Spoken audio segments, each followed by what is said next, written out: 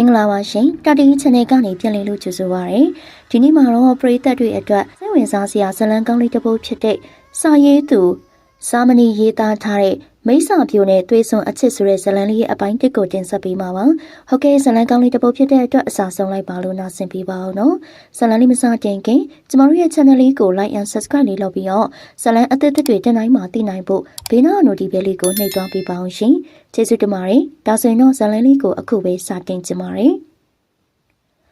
ညမောင်ကလောကကြီးကိုအုပ်စိုးထားပြီးတော့လာမိုင်ညလည်းဖြစ်တာမို့လို့အပြင်လောကကြီးတစ်ခုလုံးပိန်ပေါလို့မတက်မှောင်မဲနေပြီဖြစ်တယ်။ဇီဝကပုဂ္ဂလိကအထူးကုဈေးရုံကြီးအတွင်းမှာလေအခန်းကိုစီမှာလူကုန်တန်းလူနာတွေကုသမှုခံယူနေကြတယ်။ဝတီတယောက်တည်းနှလုံးရောဂါဖောက်နေလို့အထူးခန်းတစ်ခန်းအတွင်းမှာကရင်ပုံမှာအောက်ဆီဂျင်ပိုင်းနဲ့အသက်ရှူနေရင်းနဲ့ NCD တီပွေရလာနေတဲ့ဇလန်းကိုစိတ်မပါပေမဲ့ငေးကြည့်နေတယ်။ယောဂတတနေပြီဖြစ်လို့အိမ်စီမာလေးပိုးကြီးကိုအိမ်ပြန်ပြီးတော့နားခိုင်းလိုက်တာကြောင့်လောလောဆယ်လူနာဆောင်မရှိသေးပဲသူမတယောက်တည်းသာဖြစ်တယ်။အော်မီးကပြက်ပြန်ပြီ။ရုတ်တရက်မီးပြက်သွားလို့မီးပြက်ပြီးဆက်ကမိုင်းနာကြတယ်။တီဗီကပြန်ပြီးတော့ပုံရိပ်တွေပုံလာပြီးတော့ NCD တီဗီအတွင်းကသွေးရဲတန်နဲ့ကြောက်စရာတစေးမတကောင်ကတီဗီအတွင်းကအပြင်ကိုခွကြော်ကဆင်းလာနေတယ်။ရုတ်တရက်ခြောက်ချားစရာကောင်းလာတဲ့မြင်ကွင်းဖြစ်တာမို့လို့ဝတီအတန်ထွက်လို့ပင်မအောင်နိုင်မျက်လုံးတွေပြူးကျဲသွားပြီးတော့နှလုံးခုန်တန်တွေကျေလောင်စွာထွက်ပေါ်လာတယ်။အတန်တူတူသာအော်နိုင်ပြီးတော့သူမရဲ့အတန်ကိုအခန်းပြင်ရဘသူမှကြားနိုင်မှာမဟုတ်ပါ။စပင်ဖားရချထားပြီးတော့လက်နှစ်ဖက်ကိုဆန့်တန်းနေရဲ့အယိုးတသာရှိနေတဲ့မျက်နှာကလည်းမျက်လုံးကအပြင်ကိုကျွတ်လို့မတက်ပြူးထွက်နေတယ်။မလာနဲ့တစင်မလက်နှစ်ဖက်ကိုဆန့်တန်းပြီးတော့သူမရဲ့လေတန်းကိုစုပ်ကင်လာတယ်။အားမပါပေမဲ့ကြောက်စရာမျက်နှာကြီးကိုအနီးကပ်မြင်လိုက်ရချိန်မှာနှလုံးရောဂါရှိနေတဲ့သူမအဖို့နှလုံးခုန်တန်စီးချက်မမှန်တော့ပဲမျက်လုံးတွေပြူးကျလာပြီးစိုးချွေးတွေပြန်လာတယ်။သူမမျက်လုံးပင်ပြန်မမိတ်နိုင်တော့ပဲတပြေးပြေးငြိမ်သက်သွားတယ်။ဗျာဝတီဆုံးပြီဖုန်းထဲကကြားလိုက်ရတဲ့ဝတီရဲ့မိခင်ငိုတန်းကြောင့်အတန်ကိုကျွန်တော်စိတ်မကောင်းစွာဖြင့်ကြားနေရတယ်။ဟုတ်တယ်သားရဲ့သမီးလေးဆုံးပြီဆရာဝန်ပြောတာတော့တတ်တာနေပြီဆိုအခုလိုဖြစ်သွားတာမယုံနိုင်စရာပဲကျွန်တော်လည်းအန်တီနဲ့ထပ်တူခံစားရပါတယ်ဗျာရုတ်တရက်အမောဖောက်ပြီးနှလုံးခုန်မြန်ပြီးတော့ဆုံးသွားတာလို့ဆရာဝန်ကပြောတာပဲဘာပဲဖြစ်ဖြစ်အခုလိုစောစောစီစီအန်တီကိုသမီးလေးခွဲသွားလိုက်မယ်လို့မချင်မိခဲ့ပါဘူးသားရဲ့ကျွန်တော်လည်းနှစ်သိမ့်ပိယုံကတပါတခြားမတက်နိုင်ခဲ့ပါဝတီအတွက်စိတ်နှလုံးမချမ်းမြေ့စွာနဲ့ဖုန်းကိုအချိန်ကြာမြင့်စွာကင်ထားမိစေဖြစ်တယ်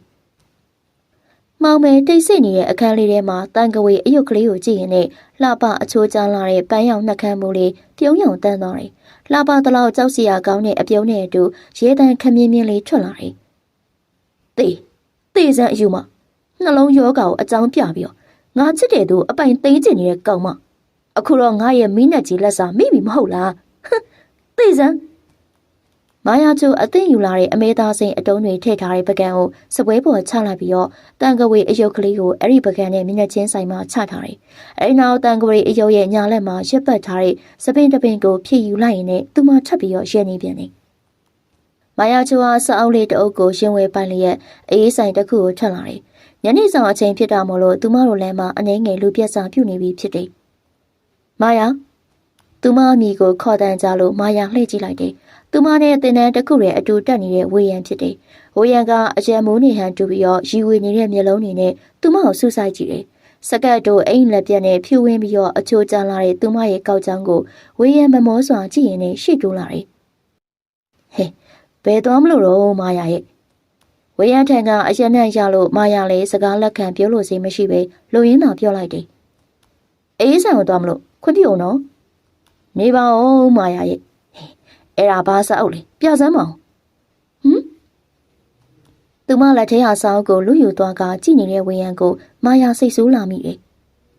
အမေကဝေတာရကျန်းဆိုပါလားအဲ့ဒါကြောင့်မင်းကိုကျောင်းတော့ကဝေမာလေးလို့ခေါ်ကြတာ哦ဒါနဲ့မင်းကအခုရောကဝေပညာတွေအောင်လန်းပညာတွေတက်လာ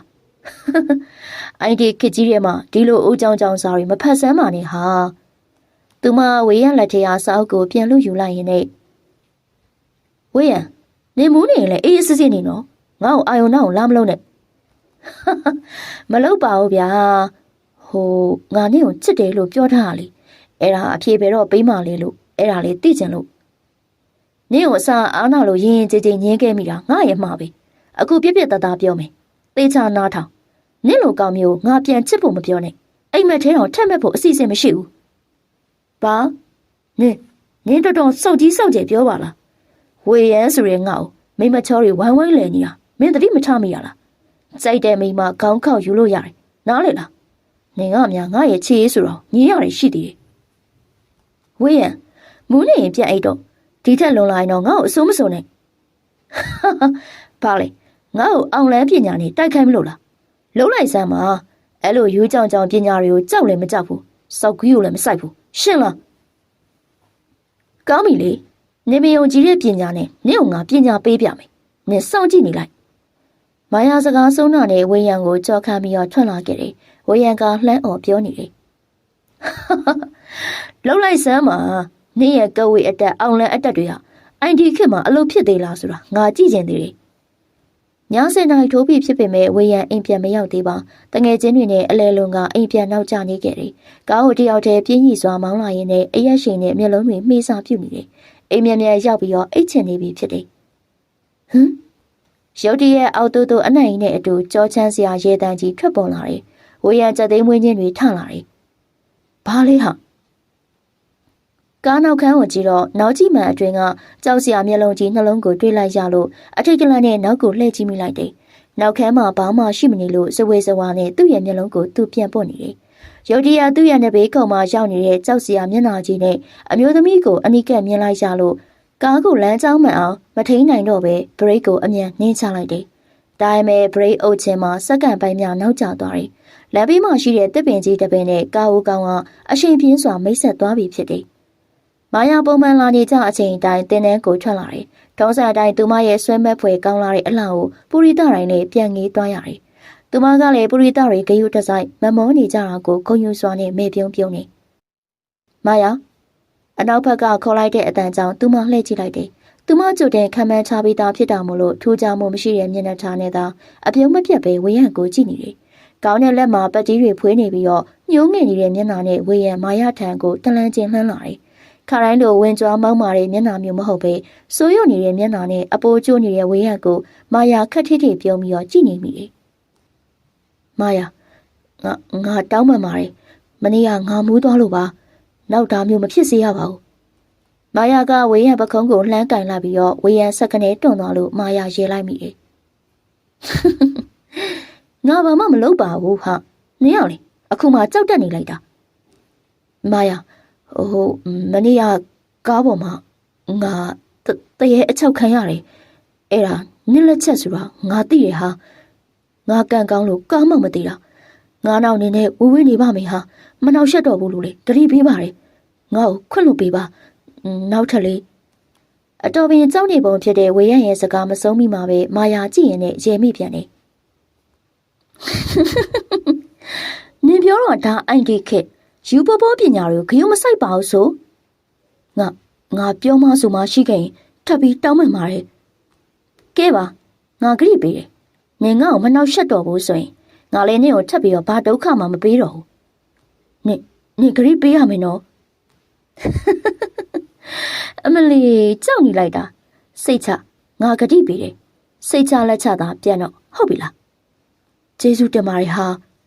ဝေယံကသူမကိုနောက်ထပ်နှောက်ယှက်ဖို့မပြောနဲ့မျက်လုံးချင်းပင်စုံအောင်ကြည်ဝန်းတော့မှမဟုတ်မှန်းမာယာသိလိုက်တယ်။အာယုံနောက်စရာတစ်ခုရောပါသွားတဲ့အတွက်သူမမျက်နှာမှာကျဉ်းနဲ့စွာပင်အပြုံးပန်းကလေးကစက်တိုက်ပွင့်နေတယ်။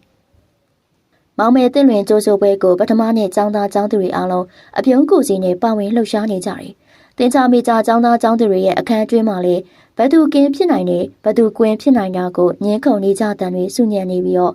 မောင်မဲတိလွင်ကျိုးစိုးပွဲမှာအဲ့ဒီဆုညံတန်တွေကြောင့်ပင်ပို့ပြီးတော့အသက်ဝင်လျက်ရှိတယ်။ကျောင်းဝင်းအတွင်းကိုပြန်ကလှလှလေးတစ်စီခက်ပြေးပြေးမောင်းဝင်လာပြီးတော့ကားတွေတန်းစီထားရနေရအစုံမှာရပ်တန်းလိုက်တယ်။ကားပေါ်ကမိမချော်လေးတအုပ်ဆင်းလာပြီးတော့သူမကိုသူမယုံကြည်မှုအပြည့်ရှိဟန်နဲ့တက်ဆိုင်ရာကျောင်းဆောင်ဘက်ကိုရှောင်လာတယ်။ရှောင်းလဲတလန်းလုံးအတော်ပင်လူစီကားနေပြီးမေဂျာစုံကျောင်းသားတွေအုပ်အုပ်ကျွတ်ကျွတ်နဲ့အတော်ပင်ရှုပ်ထွေးနေတယ်။သူမရဲ့အလှကိုပူရီသားတွေသာမကမိကလေးချင်းပင်လဲပြန်ငေးကြတယ်။သူမအခက်ထိထိသာပြောရင်းနဲ့သူမကိုငေးနေသူတွေကိုအရေးမလုပ်ပဲဆက်ရှောင်လာခဲ့တယ်။တနေရာရောက်မှသူမနဲ့အရှိန်ဝါတူပြီးတော့ချုံမောလှပတဲ့ပြိုပြိုကျော်တယောက်ကိုတွေ့လိုက်တယ်။အဲဒီမိန်းကလေးကလည်းသူမကဲ့သို့ပင် လူအများငေးကြည့်နေကြတာကိုခံနေရသူဖြစ်ပြီးသူမနဲ့အဲ့ဒီမိတ်ကလေးအကြည့်ချင်းတစ်ချက်ဆုံပေမဲ့အလှချင်းပြန်လို့စိတ်တွေကြောင့်နှစ်ယောက်စလုံးရဲ့မျက်နှာတွေကပြူငါတဲ့အပြုံးတွေထွက်ပေါ်မလာခဲ့ပ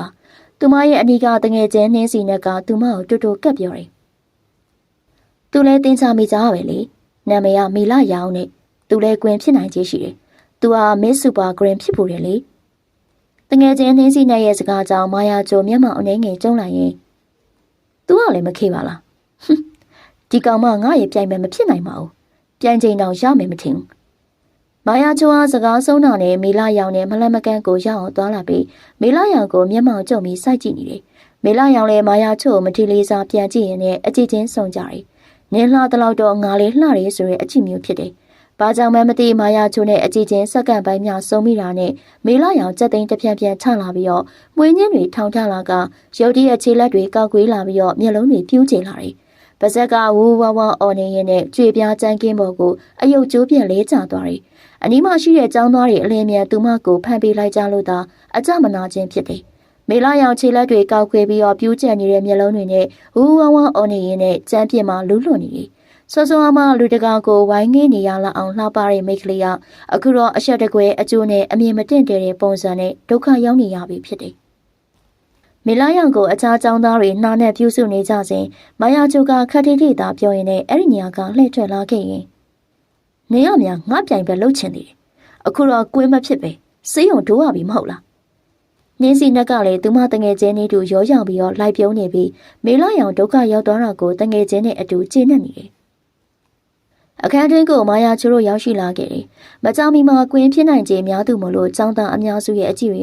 သူမပေါ်ကြားရောက်လို့နေတယ်။ចောင်းသားတချို့ကသူမနာမည်ကိုအော်ကြပြီးအဲ့ဒီအခိုက်မှာအဝင်တကားစီမှာမိမချောလေးတယောက်ထပ်ပြီးတော့ဝင်လာပြန်တယ်။ပန်းသွေးရောင်နှက်ခမ်းကအပြုံးအေးအေးလေးနဲ့ပချိုင်နည်းနည်းလေးကသူမရဲ့အလှကိုထောက်ပံ့ပေးကြပြီးတော့ဖြူဝင်းတဲ့အသားရည်နဲ့အချိုးကြားလှပတဲ့ခန္ဓာကိုယ်လေးကမြင်ရသူအပေါင်းချီးကျူးထိုက်တဲ့အလှပိုင်ရှင်ဖြစ်တယ်။မြမဆန်လာရဲ့အလှနဲ့ပြီးပြည့်စုံနေပြီးတော့နတ်သမီးတမချောမုံလှပတဲ့အဲ့ဒီမိန်းကလေးကိုမြင်လိုက်ကြတာမှာကျောင်းသားအများစုကမာယာချုပ်ကိုစိတ်ဝင်စားကြတော့ပဲအဲ့ဒီမိန်းကလေးကိုသာအပြိုင်ငေးကြပြန်တယ်။ရုတ်တရက်ပေါ်လာတဲ့ပြိုင်ဘက်ရဲ့ထောက်ပမှုကိုမနာလိုစွာနဲ့မာယာချုပ်အဲ့ဒီမိန်းကလေးကိုမျက်မှောင်ကျုံပြီးတော့ကြည့်နေမိရင်ခက်တူးတူးပြောလိုက်တယ်။ဒီကောင်မဘာတူလဲ။ကျောင်းသားအများစုရဲ့အချင်းချင်းတီတူပြောနေကြတဲ့စကားတွေကြောင့်သူမအဲ့ဒီမိန်းကလေးကိုပို့ပြီးတော့မျက်စိစပင်မွေးစူးလာတယ်။လှလိုက်တာကွာ။အလှစစ်ဆိုတာအဲ့ဒါပဲ။ဆက်စီဘက်ကိုမလိုက်ဘူး။မြမဆန်းဆန်းလေးနတ်သမီးလေးကြနေတာပဲကွာ။သေးကြတယ်။ဒီကောင်မလေးကွင်းဖြစ်မှာ။မာယာချိုတဲ့လှရဲကွာ။နော်။ तू ကဘာတူလဲ။ဒေဝီတဲ့။သူ့အဖေကတီးဟာကျော်စေးတိုက်ပိုင်ရှင်နဲ့လေ။ဟိုးဒေဝီရဲ့လားတော်တော်လှတာပဲမာယာချိုကအောက်နှက်ခမ်းကိုမတိမတာဖိကန့်လိုက်ရင်လည်းဒေဝီရှိရကိုတပြေးပြေးရှောင်လာတယ်မျက်မှောင်ကျုံလေးရဲ့တန်ကဝေအယုတ်ကိုညာလက်နဲ့စုပ်ကန်လိုက်ပြန်ရင်ဒေဝီနဲ့မျက်လုံးချင်းစုံအောင်ကြည့်လိုက်တယ်ဒေဝီလည်းတခြားသူတွေကိုပြုံးပြနေရင်သူမကိုစူးစိုက်ကြည့်နေတဲ့မာယာချိုနဲ့အကြည့်ချင်းစုံကိုက်မှာဘာကြောင့်မှမသိဆွဲငင်ကတခုကြောင့်အကြည့်ကိုခွာမရပဲသူမကိုပြန်ပြီးတော့စူးစိုက်ကြည့်လာတယ်သူမတို့နှစ်ယောက်စလုံးအနေငယ်ပြုံးနေရမှလုံးဝတီးသွားကြပြီးသူမတို့နှစ်ယောက်စလုံးရဲ့အာယုံမှာစုညံတန်တွေတိတ်ဆိတ်သွားပြီးမြုံတွေကိုသာအပြန်လည်မြင်နေရတဲ့အထိအာယုံစူးနစ်နေကြတယ်။စက္ကန့်တော်ကြာသွားတဲ့အထိအကြည့်ချင်းစစ်ခင်းနေကြပြီးမှရုတ်တရက်မာယာချုပ်ဘက်ကမျက်လုံးစုံမိတ်လိုက်ကသူမမျက်လုံးကိုညာလက်ပြန်နဲ့ကားလိုက်ရင်းနဲ့ဘဲဘက်လက်နဲ့သူမရဲ့ရင်ဘတ်ကိုဖိကန်ကနောက်ဆုတ်သွားတယ်။သူမတကူလုံးချွေးစည်းတွေထွက်လာကရင်ဘတ်တစ်ခုလုံးပောက်ကွဲတော့မတက်နှလုံးကုန်တန်ကအလွန်မြန်ဆန်ထွက်ပေါ်လာတယ်။သူမညင်ညူတမ်းပဲထွက်သွားရပြီးတော့တကူလုံးအားရင်ကုန်သွားသလိုဖြစ်ကကရုံကရင်ဖြစ်လာကောင်းစွာရက်တီနိုင်ခြင်းမရှိတော့ပဲတငယ်ချင်းဖြစ်သူနှင်းစီနဲ့ရဲ့ပကုံးကိုစုကင်ထားရပြီးတော့အဲ့ဒီနေရာကမတိမတာနောက်ဆုတ်ခဲ့ရတယ်။ကျောင်းသားတွေရဲ့သူမရဲ့ပြိုင်ဘက်ကိုအားပေးချီးမိုးနေတဲ့တွေကိုနားခါစွာကြားနေရပေမဲ့လည်းသူမဘာမှမတက်နိုင်တော့ပါ။ခံပြင်းစွာနဲ့အရှုံးကိုလက်ခံလိုက်ရတယ်။အလွန်ပင်မောပန်းနေပြီးတော့အသက်ရှူရခက်ခဲနေပေမဲ့ခံပြင်းစိတ်ကြောင့်အောက်နှက်ခမ်းတွေကြိုက်ထားတာကသွေးပင်စွနေတယ်။မာယာဘာဖြစ်တာလဲတက်တာရဲ့လားမာယာနင်းစီနဲ့ရဲ့ပကုံးကိုစုပ်ကန်လိုက်ရင်နဲ့မေးလိုက်တယ်ဒီကောင်မဘေးရလေဒေဝီရဲ့သမီးဒေဝီတိုင်းရင်စီတိုက်ပိုင်ရှင်နဲ့အော်ငါကြားဘူးလေဒီကောင်မကိုသူ့ရဲ့တမာကြီးကအရှိန်ဝါငါထင်ထားတဲ့ပို့ပြီးတော့ခိုင်ခန့်နေပါလားကြောက်စရာပဲငါဟုတ်ပြန်လို့တယ်အဲ့ဒီကောင်မငါနဲ့တနေ့တွေ့မယ် ကျွန်တော်တင်နေသွားဖို့မျက်နှာချေလဲတန့်စင်ပြီးရနဲ့အိမ်ရောက်ထက်ကိုဆင်းလာခဲ့တယ်မနက်9 နာရီထိုးလူပြီးဖြစ်တယ်လေကောင်းဆုံးလို့အဲကန်ကိုထွက်လာစင်မှာပဲစောစောစီစီရောင်းနေနေတဲ့မာယာကျွန်တော်ကိုပြုံးပြရင်းနဲ့နှုတ်ဆက်တယ်ကိုကိုမင်္ဂလာပါမာယာစောစောစီစီပါလားလမ်းကြုံဝင်လာတာလားမဟုတ်ဘူးကိုကိုအိမ်မှာမွေးငါချက်စားလို့ကိုကိုတို့အိမ်အတွက်လည်းလာပို့တာခင်းဆက်စွာဝိစင်နေကြသူမရဲ့ထုံးစံအတိုင်းအင်ကြီးအကျက်အနက်ရောင်လက်ပြက်နဲ့ကွာတာပေါင်းမီအနက်ရောင်တွေကသူမရဲ့ဖြူဝင်းနေတဲ့အသားရည်အချို့စေကြတဲ့ခန္ဓာကောက်ကြောင်းတွေနဲ့လွန်စွာလိုက်ပတ်လာပြီးတော့ပူရီသားတွေဆွဲမဲလောက်စရာကော်ပဲရုပ်လေးတစ်ခုတည်းဖြစ်နေတယ်။အေးရောင်အလှကိုသာဆွဲလန်းလေးရှိတဲ့ကျွန်တော်အတွက်သူမရဲ့ခစ်ဆန်အချိုးကျတဲ့အသွင်ပြင်ကတာမန်ချက်ပို့ပြီးတော့ဆွဲလန်းခြင်းမရှိခဲ့ပါ။ကျွန်တော်သူမရှိစပွဲပေါ်မှာစတေးကြလေးကိုလှမ်းယူလိုက်ရင်နဲ့ကျေးဇူးပဲမာယာအကိုလည်းမနှက်ဆောင်မစားရသေးဘူး။မာယာကျွန်တော်ကိုအတန်ကြာအောင်ပြုံးပြီးတော့ကြည့်နေပြီးမှမာယာနောက်မှကျိုင်းလာယူတော့မယ်နော်။သွားတော့မယ်နော်။မာယာကျေးဇူးတင်တယ်နော်။အခုလိုမိုးရင်းကားလာပို့ပေးတဲ့အတွက်အကိုညီမလေးမကြခင်ကောင်းလေးချောချောလေးတယောက်နဲ့ချစ်သူဖြစ်ပါစေဗျာ။မာယာကအနှိမ့်ငယ်သားပြုံးပြီးတော့မာယာမှာအသက်လောက်ချစ်ရမယ်သူဟာရှိနေပြီးသားပါ။ဒါပေမဲ့သူကမာယာကိုအခုထိချစ်ရင်းမဆိုးဖြစ်နေတယ်။အော်ငါညီမလေးကဒီလောက်ချောတော့ဘာမှမပိုးနဲ့အဲ့ဒီကောင်လေးကမာယာကိုပြန်ချစ်လာမှာပါသူမကပြုံးပြီးတော့ခေါင်းညှိလိုက်တယ်အဲ့လိုပဲမျောလိုက်ရတာပါပဲကိုကိုကျွန်တော်တို့ရက်ွက်ထဲကိုမာယာနဲ့သူမရဲ့ဖခင်ကြော်ကြားတို့ပြောင်းလာခဲ့ကြတာမှတနှစ်ကျော်ပြီဖြစ်တယ်မာယာမိခင်ကတော့သူမ3နှစ်သမီးအရွယ်မှာပဲအစောရောကနေကွယ်လွန်သွားခဲ့တယ်လို့သိရပြီးတော့သူမကိုမင်းတင်ကတော့လွန်ခဲ့တဲ့3နှစ်ခန့်လောက်ကမှကားအက်ဆီဒန့်ဖြစ်ပြီးတော့ကွယ်လွန်ခဲ့ခြင်းဖြစ်တယ်မာယာကကျွန်တော်ကိုသူမရဲ့အကိုမင်းတင်နေရာမှာအစားထိုးပြီးတော့အခုလိုတွေ့တာခဲ့ပုံရတယ်သူမအကိုကိုခေါ်ခဲ့တဲ့အတိုင်းခေါ်ဖို့အတိုင်းပဲကျွန်တော်ကိုကူကူလို့ခေါ်ဖို့ခွင့်တောင်းခဲ့ပြီးတော့ဒီနေ့တိုင်ဒီအဲ့လိုသာခေါ်ခဲ့တယ်မာယာပြောမှုတဲ့အတိုင်းဆိုရင်တော့သူမရဲ့အကိုနဲ့ကျွန်တော်ရုပ်ချင်းစင်တယ်လို့သိရတယ်ကျွန်တော်လည်းအကိုဆုံးရှုံးခဲ့ရတဲ့မာယာကိုဂယုဏပုံမိပြီးတော့ညီမလေးအရင်နဲ့ဂယုစိုက်ပဲ့ခဲ့နဲ့928မြစ်တာနဲ့တွေ့တာမိခဲ့တယ်။မာယာအိမ်ကိုအပြန်ချမ်းဝကိုထွက်ချင်းမှာပဲပင်တလုံးကြိုင်လေးကိုကိုင်ကအပြုံးစွနေတဲ့မျက်နှာလေးနဲ့ဒေဝီကိုတွေ့လိုက်တယ်။မာယာဒေဝီကိုခက်ထိထိပြန်ပြီးတော့ပြမိပေမဲ့သူမရင်ထဲမှာမုံတီးသူတယောက်ကိုမြင်လိုက်ရခြင်းဖြစ်ကြောင်းသူမရဲ့မျက်ဝန်းကဖော်ပြနေတယ်။ဒေဝီသူမကိုဂယုမဆိုင်တော့ပဲချက်ထဲကိုဝင်လာခဲ့တယ်။ကျွန်တော်ဒေဝီကိုတွေ့တာနဲ့ပြုံးပြလိုက်ရင်နဲ့ဟာဒိုဝီစောစောစီးစီးပါလားဘာလာပို့တာတော့အိမ်မှာဖះကိုစုကဲလို့ကိုဆောင်နေရဲ့အဲ့ဒါဧည့်သည်တွေကိုအုံနှုတ်ခါဆွဲကျွေးရလေမမငိမ့်တို့အတွဲရလာတယ်မနက်ကကိုဆောင်နေရရောက်မလာတော့လာပို့ရတာပေါ့အော်ဟုတ်တာပဲငါမေ့နေတာတော်သေးတာပေါ့ဒေဝီလာမပို့ရင်တော့ငတ်တော်မှာဒေဝီကစပွဲပေါ်မှာစတေးကြံလေးကိုတစ်ချန်ငုံကြည့်ရင်နဲ့အမလီကိုဆောင်နေလာငတ်မှာဒေဝီလာမပို့လေတခြားပို့မယ်သူကအစင်သင်ရှိနေတာအောင်များဟုတ်တယ်ဒီမနေ့ကန်ကောင်းနေဒါပေမဲ့အုံတို့ခောက်ဆွဲပဲစားတော့မယ်ဒီမနေ့မုံရင်းငါ့ကိုအာယုံသိမ့်မလာတော့ကျုပ်တို့လည်းမရမုံရင်းငါကြိုက်တယ်သူတို့ပဲကျွေးလိုက်တော့မယ်ဒေဝီကကျွန်တော်ကိုပြုံးပြီးတော့ကြည့်နေရင်နဲ့မာယာတိသွားရင်သူ့စေတနာအလက်ကားဖြစ်ပြီးဆိုပြီးတော့စိတ်မကောင်းဖြစ်နေတော့မှာပဲကိစ္စမရှိပါဘူးမာယာကိုမုံရင်းငါပဲစားတာပါလို့ညာလိုက်မယ်လေကိုစားမနီအဲ့လိုမူတာဝါတာကိုမလုံးကြရင်တမာတိအားရောလိုက်မယ်နော်ဒေဝီနဲ့အပေါင်းအသင်းဖြစ်နေသမျှတော့မော်နဲ့မိစ္ဆာတွေနဲ့ကြုံရနိုင်တယ်အဲ့ဒီအချိန်တမာတိအားမကောင်းရင်တော့ကိုစားမနီနားပြီပဲအေးပါကွာအသေးဖွဲလေးရာစာကန်၅ပါးအကြောင်းတမာတိအကြောင်းဒါတွေပဲပြောနေတော့တာပဲတခါတည်းပို့အကျိုးရှိအောင်ဆရာလေးဝှက်လိုက်ရင်ပြီးရော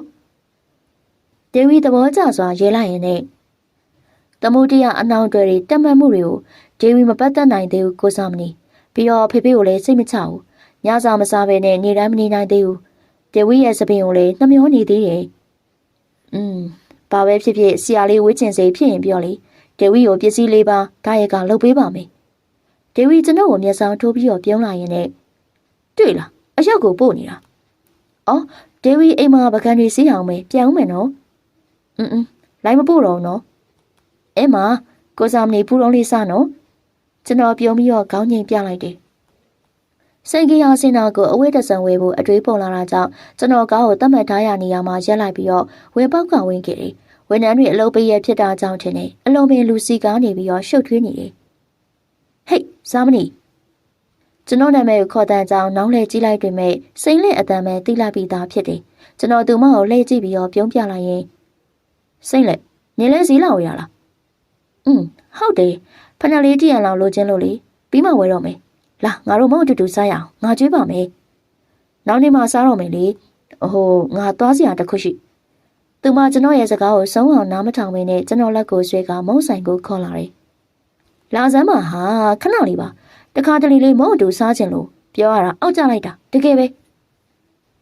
ကျွန်တော်လည်းအာနာရာကတကြောင်အရင်အနည်းဆုံးတငယ်ချင်းတယောက်ဖြစ်တာကတကြောင်ကြောင့်သူမခွေရကိုအသားတကြီးပင်လိုက်လာခဲ့တယ်။စပွဲမှာထိုင်လိုက်တာနဲ့ဝေတာကောင်လေးကလာမိတယ်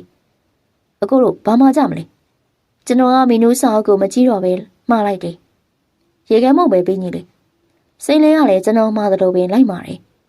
။အမလည်းရေခဲမုံပဲ။စာမနီနေအိမ်တော့မပြူရသေးဘူးလား။ဟာနေရလေစိုးပါသေးတယ်ဟာ။ဘယ်ရတာဆုံးရမှာလဲတချို့ငါတို့တငယ်ချင်းတွေရွယ်သူတွေဆိုရင်ခလေးတောင်2ယောက်လောက်ရနေပြီဘဝတိဆောက်ပုံနဲ့စိတ်နေစိတ်ထားတွေကမတူးလေစိမ့်လေနင်းမှတ်တာအတွေးခေါ်မြင့်တဲ့သူအများစုကအိမ်အောင်ပြူတာနောက်ကျတက်ကြတယ်အေးပါဟာနင်ကစာရေးစရာပေါက်ဆဆိုတော့စကားသိတတ်တာနင်ကငါနိုင်အောင်မပြောနိုင်ပါဘူး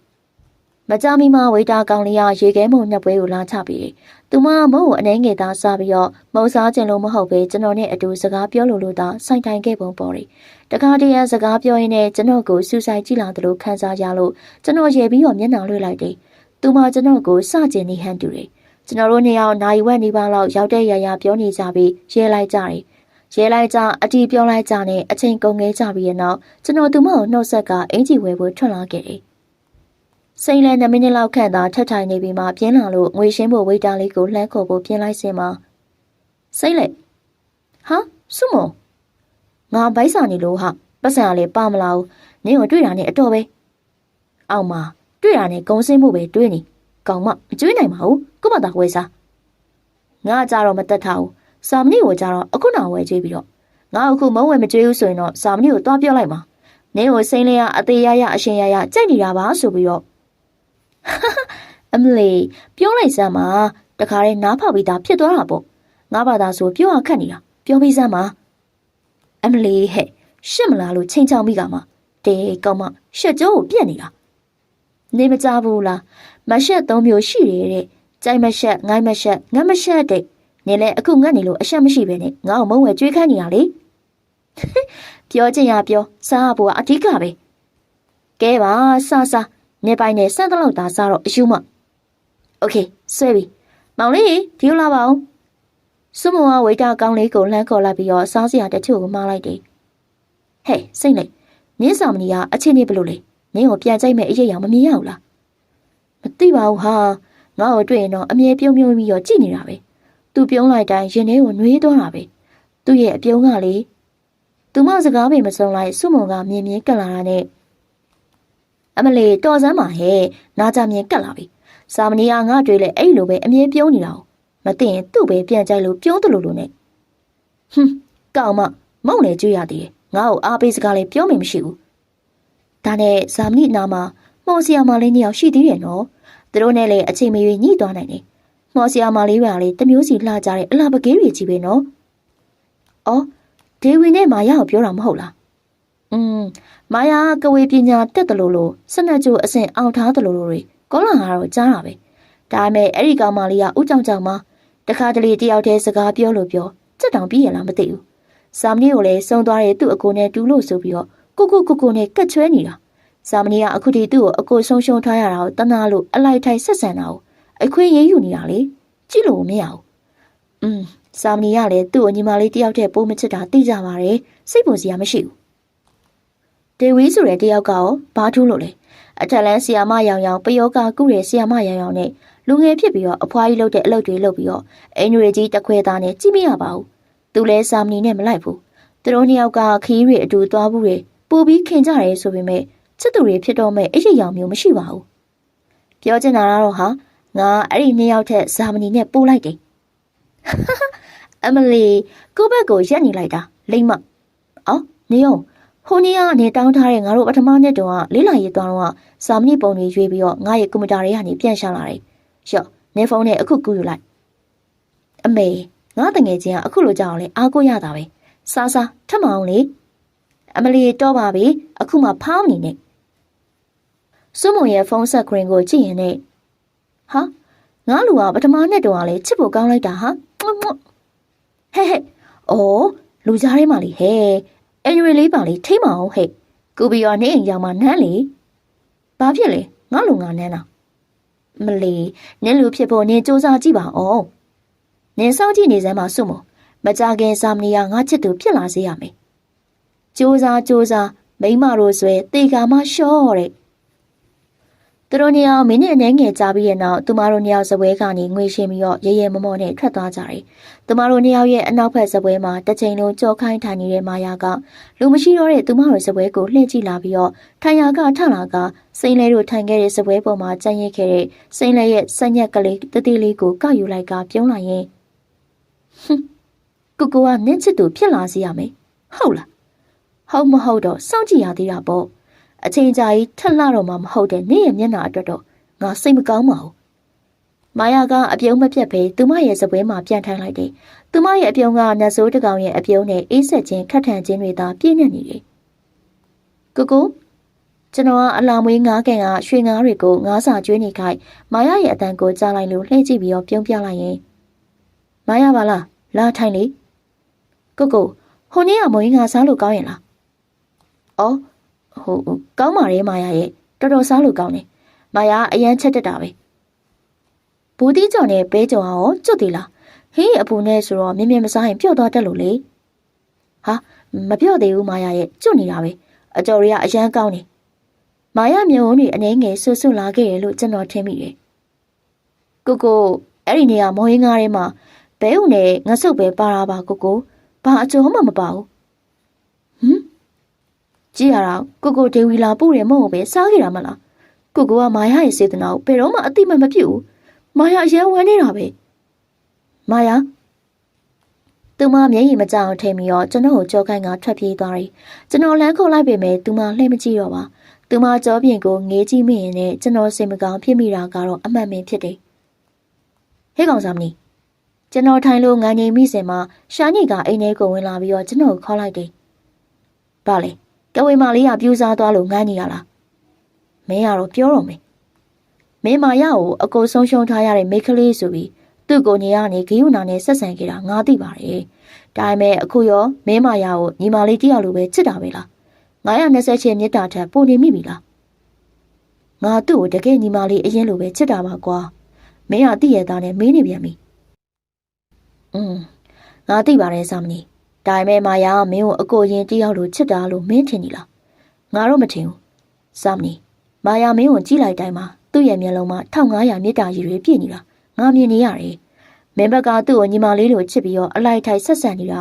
သူ့ကိုမျောလင်းချက်ပေးနေတယ်လို့ဖြစ်ပြီးတော့အိမ်မက်အတူတွေကိုမက်ခွင့်ပေးတယ်လို့ဖြစ်မှာစူးရတယ်စာမနီကျွန်တော်အတန်းကြာတိတ်ဆိတ်နေပြီးမှမာယာအဖေကိုရိုင်းကငါ့ကိုအပ်ထားတာကွာ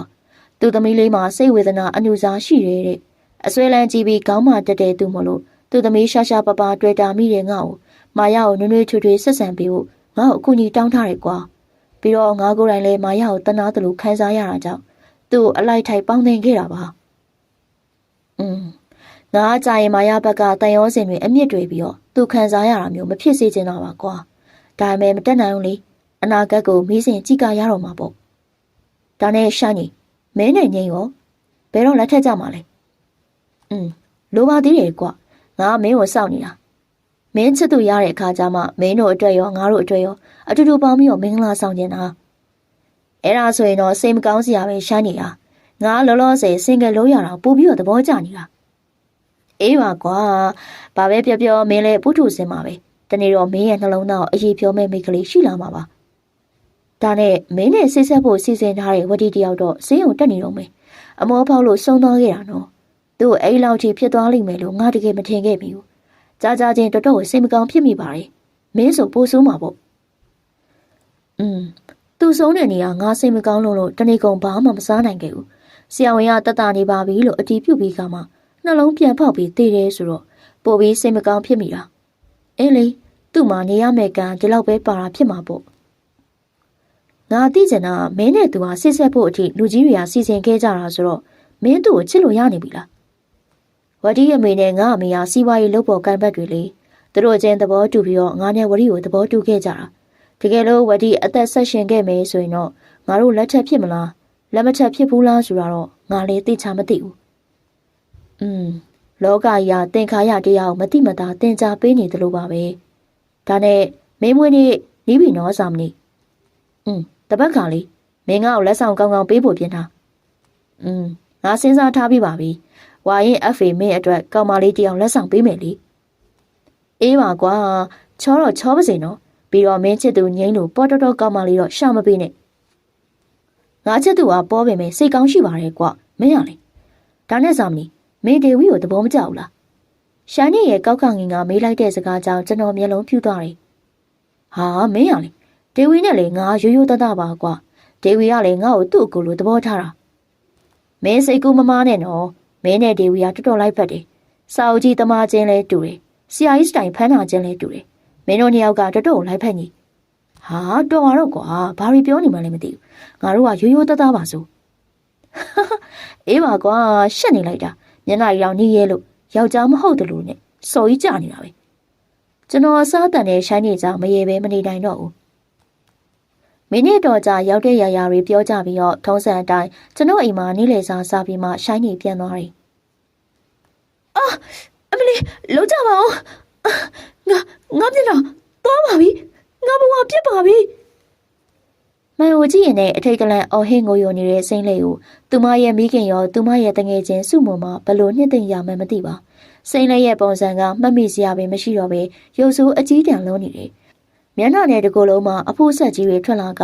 အနာရီအဖြစ်ကိုရပ်ပိုင်းတွင်ပြောင်းလဲသွားကမီးလောင်ထားတဲ့အရေပြားတွေကဲ့သို့အကြည့်အောင်ဆိုးလာတယ်ခြေလက်တွေလည်းအနေငယ်ကွေးကုန်ပြီးတော့တကူလုံးရှိအနာရီဟာအရေကြီးတွေထွက်ပြီးတော့မနှင်းမြို့စရာအသွင်ဖြစ်နေတယ်စွမုံလည်းမကြခင်ရဲ့အနေကမှာအကောင်းပကတိလှပခဲ့တဲ့တငယ်ချင်းအတွက်ရေကျုံမရဖြစ်ပြီးတော့ငိုနေရုံသာတက်နိုင်တယ်။အရေးပြားဆရာဝန်ကိုပြစ်ပြီးတော့ခေါ်ယူကုသခဲ့ရပေမဲ့ဆရာဝန်ကိုယ်တိုင်အဲ့လိုဖြစ်ရတဲ့စစ်မြစ်ကိုရှာမတွေ့နိုင်ပဲသွေးသားလျင်မြန်စွာပျက်စီးပြောင်းလဲတဲ့ယောဂဆန်တစ်ခုလို့သာမှတ်ချက်ချသွားတယ်။နမဲကျော်ဆရာဝန်လည်းဘာမှမတက်နိုင်ခဲ့ပါ။သူမရဲ့စိတ်ထဲကြမှာဆိုလို့အိမ်လုံးမှာရှိတဲ့မှန်တွေကိုဖြုတ်သိမ်းထားခဲ့ပေမဲ့အခုသူမအပြင်းအထန်တောင်းဆိုလို့သူမမိခင်ကခွင့်ပြုလိုက်လို့တငယ်ချင်းစုမုံကမှန်ယူပေးလိုက်မိခြင်းဖြစ်တယ်ငါဘဝပြစ်ပါပြီကဲစားပါဦးအမလေးငါဒီမျက်နှာဒီပုံကြီးနဲ့ဘလို့အသက်ရှင်ရမှာလဲဟာကဲကြမငါ့ကိုဘာလို့ဒီလောက်တောင်ရက်ဆက်ရလဲငါအသက်မရှင်ပြရစီနေတော့စိမ့်လေးကရန်ဒါရှိရာကိုပြေးသွားပြီးတော့ရန်ဒါတန်းဖို့ကိုတက်ခါခုံချဖို့ကြိုးစားနေလို့သူမရဲ့မိခင်နဲ့စုမုံကအတင်းဖမ်းချုပ်ကဆွဲထားရတယ်ငါသေပြရစီအမေသမီးကိုသေခွင့်ပေးပါတငယ်ချင်းရဲ့အမလျှော့စမ်းပါနဲ့နင်ဖြစ်နေတာအခြေပြားယောဂတစ်မျိုးပါဘာမှမစိုးရင်နဲ့ကုလို့ရပါတယ်ဟာဟုတ်ပါတယ်သမီးရဲ့ငွေဘလောက်ကုန်ကုန်သမီးလေးကိုအမေပြအောင်ကုမယ်အမေစီးစိမ်ပြီးကုန်ချင်းကုန်ပါစေသမီးကိုကဲပါဦးအမေရဲ့သမီးကိုကဲပါဦးတငယ်ချင်းနဲ့မိခင်တွေသူမကိုနည်းနည်းနှစ်သိမ့်ပေးနေပေမဲ့စိမ့်လက်ရဲ့ခန္ဓာကိုယ်ကအကောင်းဘက်ကတိလှပလာတော့မှမဟုတ်တာကိုသူမတို့သိနေမိသားဖြစ်တယ်စိမ့်လဲနဲ့အတူအပူမျှဝေကအတူငိုနေကြရုံသာလောလောဆယ်တက်နိုင်ကြတယ်။ထောင်းစံအတိုင်းအကြောင်းကတ်တဲမှာတိုးမပေါအောင်စီကားလို့နေတယ်။မာယာကွင်းမဖြစ်ခဲ့ရတာချက်သူမကိုအနိုင်ယူခဲ့တဲ့ဒေဝိကိုမကျင်မနှက်ဖြစ်နေတယ်။အရေးပြုံးမရှိပဲခက်တီတီရှောက်လာနေပေမဲ့သူမရဲ့အလားကြောင်ကောင်းလေးတွေကွက်ကြီးဖြစ်နေကြတယ်။မာယာကအချောသေးသူမဟုတ်ပေမဲ့ကွင်းမဖြစ်ခဲ့ရတာကဒေဝိနဲ့မေဂျာတူခဲ့တာမှသူမကန်ဆိုးခြင်းဖြစ်တယ်။ရုတ်တရက်သူမရဲ့ခြေထောက်ပူသွားရုံသားမကလုံကြီးပါအတော်ဆူသွားလို့သူမကိုရင်တွင်းနဲ့ပတ်သူကိုဒေါသတကြီးကြည့်လိုက်တယ်။ကျောင်းသူမိန်းကလေးတယောက်ဖြစ်ပြီးတော့သူမကိုမထီလေးစားတစ်ချက်သာလှည့်ကြည့်ပြီးတော့ sorry မာယာကစိတ်တို့သွားမိပြီးတော့အဲ့ဒီမိန်းကလေးအရှိမရက်လာရင် sorry နဲ့ပြီးရောလားနင်လောက်တာငါဝေညစ်ပတ်သွားပြီငါပူလေးပူသွားတယ်။အော်မတော်တဆဖြစ်တာပဲ။ဘာလဲတမင်လုပ်တယ်ထင်လို့လား။နင်ကိုယ့်အဖြစ်ကိုတာဝန်မယူခြင်းဘူး။ငါကျင်တဲ့အောင်တောင်းမှန်တဲ့နေလေနင်းစိတ်တက်ကနိုင်ငံကြီးတော့မပေးတော့ဘူးအမလီစကကြီးလာပြောနေပြန်ပြီမတော်တဆဖြစ်တာကိုငါစိမ့်တဲ့လူရန်လာတွေ့နေတယ်စရိုက်ပဲနင်ရလေမှားသေးတယ်ငါ့ကိုထပ်ပြီးတော့စော်ကားနေပါလားဒါကတော့နင်ကလေးသားအရင်လာရင်တာဟုတ်ကဲထားပါတော့နင်းစကထမင်ကဘလောက်တန်လဲငါစေစပြန်ရောပေးမယ်ကျင်းနေပြီလားကွေးမဖြစ်လိုက်ရလို့မဲမြင်ရရန်လိုနေတဲ့ကဝေမလေး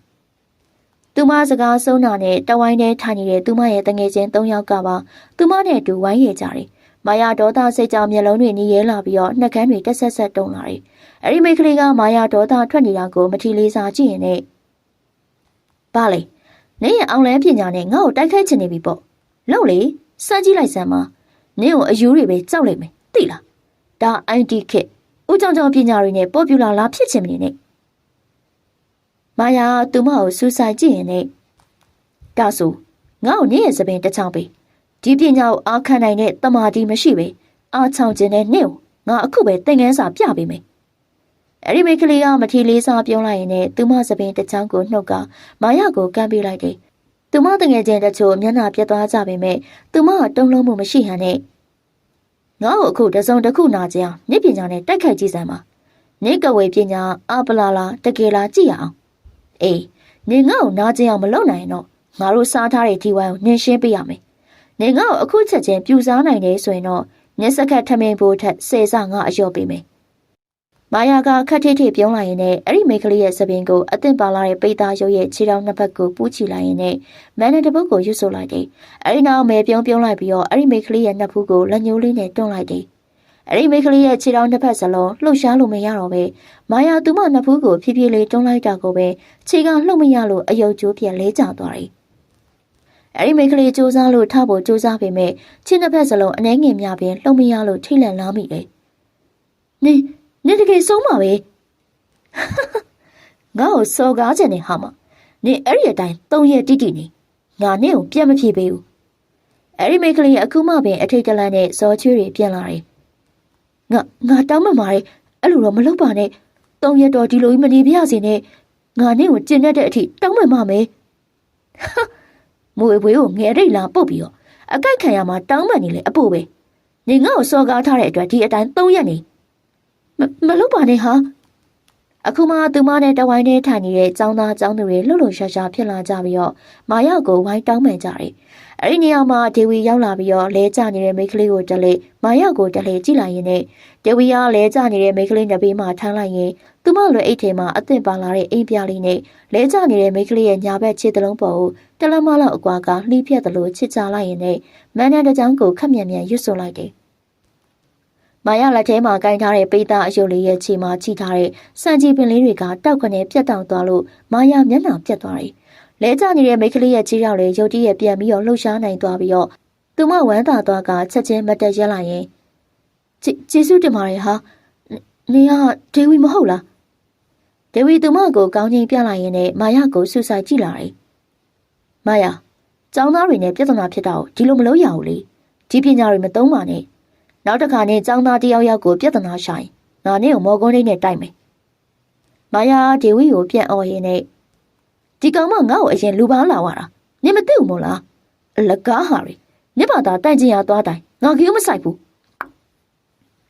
မာယာမကြိမ်မချမ်းတဲ့ဒေဝီကိုကြော်ခိုင်ထွက်လာခဲ့တယ်။မာယာမဲပြုံးလိုက်ရင်နဲ့အတိတ်စီယာအကြောင်းတွေကိုအတွေးနဲ့မျောနေမိရမှာအတွေးကိုရက်တန်းလိုက်တယ်။သူမလွန်ခဲ့တဲ့နှစ်အနည်းငယ်ကအကြောင်းသူဘဝကိုမကြာခဏတတိတရတွေးမိတယ်။တွေးမိတိုင်းလေဒေဝီကိုမုံတီးမိတာသာဖြစ်တယ်။ကျွန်တော်ရဲ့ channel မှာနှစ်စဉ်ပြုလုပ်နေကြအတိုင်းမွေးနေ့ပွဲလေးကိုအကျဉ်းချုပ်ပြုလုပ်တယ်။ခင်မရတဲ့တငယ်ချင်းတွေကိုဖိတ်ပြီးတော့အပျော်ကိုစီဖြစ်နေကြတဲ့တငယ်ချင်းတွေကိုမြင်ရတာမှစိတ်ကြည်နူးဖွယ်ကောင်းလာတယ်။ဗတ်ဒေးသချင်းကိုပြန်တူတီးဆိုနေကြတဲ့တငယ်ချင်းတွေကိုကျွန်တော်ဝေဝေးကြည့်လိုက်တယ်။လူအပ်တော်ဆုံးနေပြီဖြစ်တယ်။ကျဲမုံနဲ့ငွေကြိုးတွေထွက်တဲ့တနက်တွေကိုစီဖောင်လျက်ရှိုင်းနဲ့မေးရန်ငိမ့်တို့ကတော့ပျော်နေကြပြီဖြစ်တယ်။မွေးနေ့သချင်းတန်ဆုံးတာနဲ့ကျွန်တော်ကိမ့်မုံကိုကော်တာလေးနဲ့ခွဲလိုက်ရင်နဲ့ပကံအသေးလေးနဲ့ထည့်လိုက်ကမုံရင်ခွင်းရမဲ့သူကိုရွေးကြည့်တယ်။ဒေဝီကကျွန်တော်နှစ်ဘေးမှာပြုံပြီးတော့ကြည့်နေတာမလို့ထူထူမစင်စားတော့ပဲဒေဝီကိုသာပထမဆုံးမုံစွန်းကိုကျွေးလိုက်တယ်။လက်ကုပ်တီးတန်တွေဆူညံစွာထွက်ပေါ်လာပြီးတော့ပွဲကပို့ပြီးတော့အသက်ဝင်လာတယ်။ကျွန်တော်လည်းဒုတိယအကြိမ်မြောက်ကိမ့်မုံကိုဇုံးနဲ့ဖဲ့ယူလိုက်ပြီးတော့ဒုတိယအကြိမ်မြောက်ကျွေးရမဲ့သူကိုရှာမိတယ်။မေးရန်ငိမ့်ကိုကျွေးဖို့စိတ်ကူးမိပြီးမှကျွန်တော်ဘယ်ဘက်မှာမျက်လုံးဝမ်းလေးနဲ့ကြည့်နေတဲ့မာယာကိုတွေ့လိုက်လို့မာယာကိုသာမုန်းခွန်ကျွေးလိုက်တယ်။မာယာကဒုတိယနေရာကိုနှစ်မြုပ်ပုံမပေါ်သူမျက်နှာကမကောင်းလားလက်ခုပ်တန်တွေကထွက်ပေါ်လာပြီးတော့ပထမတစ်ချိန်လောက်လက်ခုပ်တန်မများတော့ပါ။ဟယ်လိုဒေဝီယာမိုင်ဆန်းယုံသားရှိသေးတဲ့လက်ခုပ်တန်တွေကအတော်ပင်စီညံသွားတယ်။ဒေဝီရဲ့တငယ်ချင်းလည်းဖြစ်အခုလိုတဲ့ဒေတာရတဲ့ကိုစာမီရဲ့မွေးနေ့မှာအမတ်တရားလေးဖြစ်စေခြင်းလို့တချင်းလေးတစ်ပုဒ်ဆိုပြပါမယ်။ဒေဝီဆိုတာမကောင်းရင်လည်းတီးခံပြီးတော့နားထောင်ပေးကြပါလို့ ခါရိုင်းနဲ့မတူပုံမလွတ်လပ်ပြီးတော့တွက်လန့်နေတဲ့ဒေဝီကိုကျွန်တော်တို့တငယ်ချင်းတွေပြုံးပြီးတော့ကြည်နေမိကြတယ်တကယ်အဆူတော်မှလေးကြာနေရပဲနားထောင်လို့ကောင်းလိုက်တာအင်းနော်ဒေဝီကိုဒီလောက်ချစ်မထားဘူးချီမိုးတန်တွေစီစီညံနေပေမဲ့ကြောင်ကြားတဲ့စပွဲတစ်ခုမှာအလိုမကျတဲ့မျက်နှာနဲ့ကျေးဇူးတင်စကားပြောနေတဲ့ဒေဝီကိုမာယာဆူဆိုင်ကြည့်နေတယ်ဒေဝီကိုတလဲတစုံတယောက်ကိုတလဲကြည့်နေရင်နဲ့သူမမျက်ဝန်းတွေအနှင်းငယ်ဆွဆွလာတယ်သူမတငယ်ချင်းနှင်းစီနက်ကမာယာပကုံးကိုခပ်ဖွားဖွားစုပ်ကန်လိုက်ရင်မာယာနင်လဲကိုဆောင်မိမွေးနေမှာတချင်းဆိုပြချင်နေဆိုမာယာထိန်ထားတဲ့ကြားကကျလာတဲ့မျက်ရည်ကိုမျက်တောင်ရှည်တွေနဲ့ပုတ်ထုတ်ဖေရှားလိုက်ရင်နဲ့တော့ပြီဟာငါမဆိုချင်တော့ပြန်ကြမယ်ပြန်တော့မှလားကိုဆောင်မီးကိုနှုတ်ဆက်တော့လားပြန်မယ်နင်သိစကားများတာပဲအေးပါဟာနင်းစီနက်ကရုတ်တရက်အပြေးတစ်ပိုင်းထွက်သွားတဲ့တငယ်ချင်းနောက်ကိုအမြန်ပြေးလိုက်ရတယ်ကျွန်တော်မွေးနေ့လက်ဆောင်ဒုတ်လေးတွေဖြည့်ကြည့်ရင်လည်းတငယ်ချင်းတွေရဲ့အမတ်တရားဖြစ်တာမို့လို့ပစ္စည်းတံမိုးတဲ့အမတ်တရားဖြစ်တည်မှုကသာတံမိုးကြည့်လာတယ်ဒေဝီပေးတဲ့တံမိုးကြီးငွေမင်းရောင်နာရီလေးကိုကျွန်တော်သိချာကြည့်မိတယ်အော်ရာမှာထားပုံရပြီးတော့တိုင်ခွက်မှာဗုဒ္ဓရုပ်ပွားတော်ပုံနဲ့ကျိုးအောင်ဖက်မှာကျွန်တော်နားမလည်တဲ့အင်ကွက်တချို့ကိုတွေ့ရတယ်။ကျွန်တော်နာရီလေးကိုညာလက်ကဝက်မှာပတ်လိုက်ရင်လည်းရှိုင်းနေပြီးတဲ့ဖုန်းအသက်ကိုခဏကလိကြည့်တယ်။မေရငင်းရဲ့ friend အမြင့်စားကုတ်အင်းကြီးကိုတော့ကျွန်တော်နောက်မှဝေးကြည့်တော့မယ်လို့တွေးမိကအင်ကြီးဘူးလေးကိုပြန်ပိတ်ထားလိုက်တယ်။မာယာရဲ့မွေးနေ့လက်ဆောင်ဘူးလေးကိုကြည့်လိုက်တာနဲ့လက်ပတ်နာရီဖြစ်မယ်ကျွန်တော်ရိပ်မိပြီးသားဖြစ်တယ်။အနက်ရောင်ကျိုးအနက်ရောင်တိုင်ကွက်ဖြစ်ပြီးစိန်စီထားတဲ့ကဘာကျော်နာရီကတန်မိုးမသိလာကြမြင်တာနဲ့သိတာရီနိုင်ဘူးထဲမှာတွေ့ရတဲ့စက်ကူပန်းရောင်စာရွက်ခောက်လေးကိုဖြန့်ကြည့်လိုက်တယ်။ကိုအခုမွေးနေ့ရစားပြီးတော့အမြဲပျော်ရွှင်ပါစေချစ်တယ်။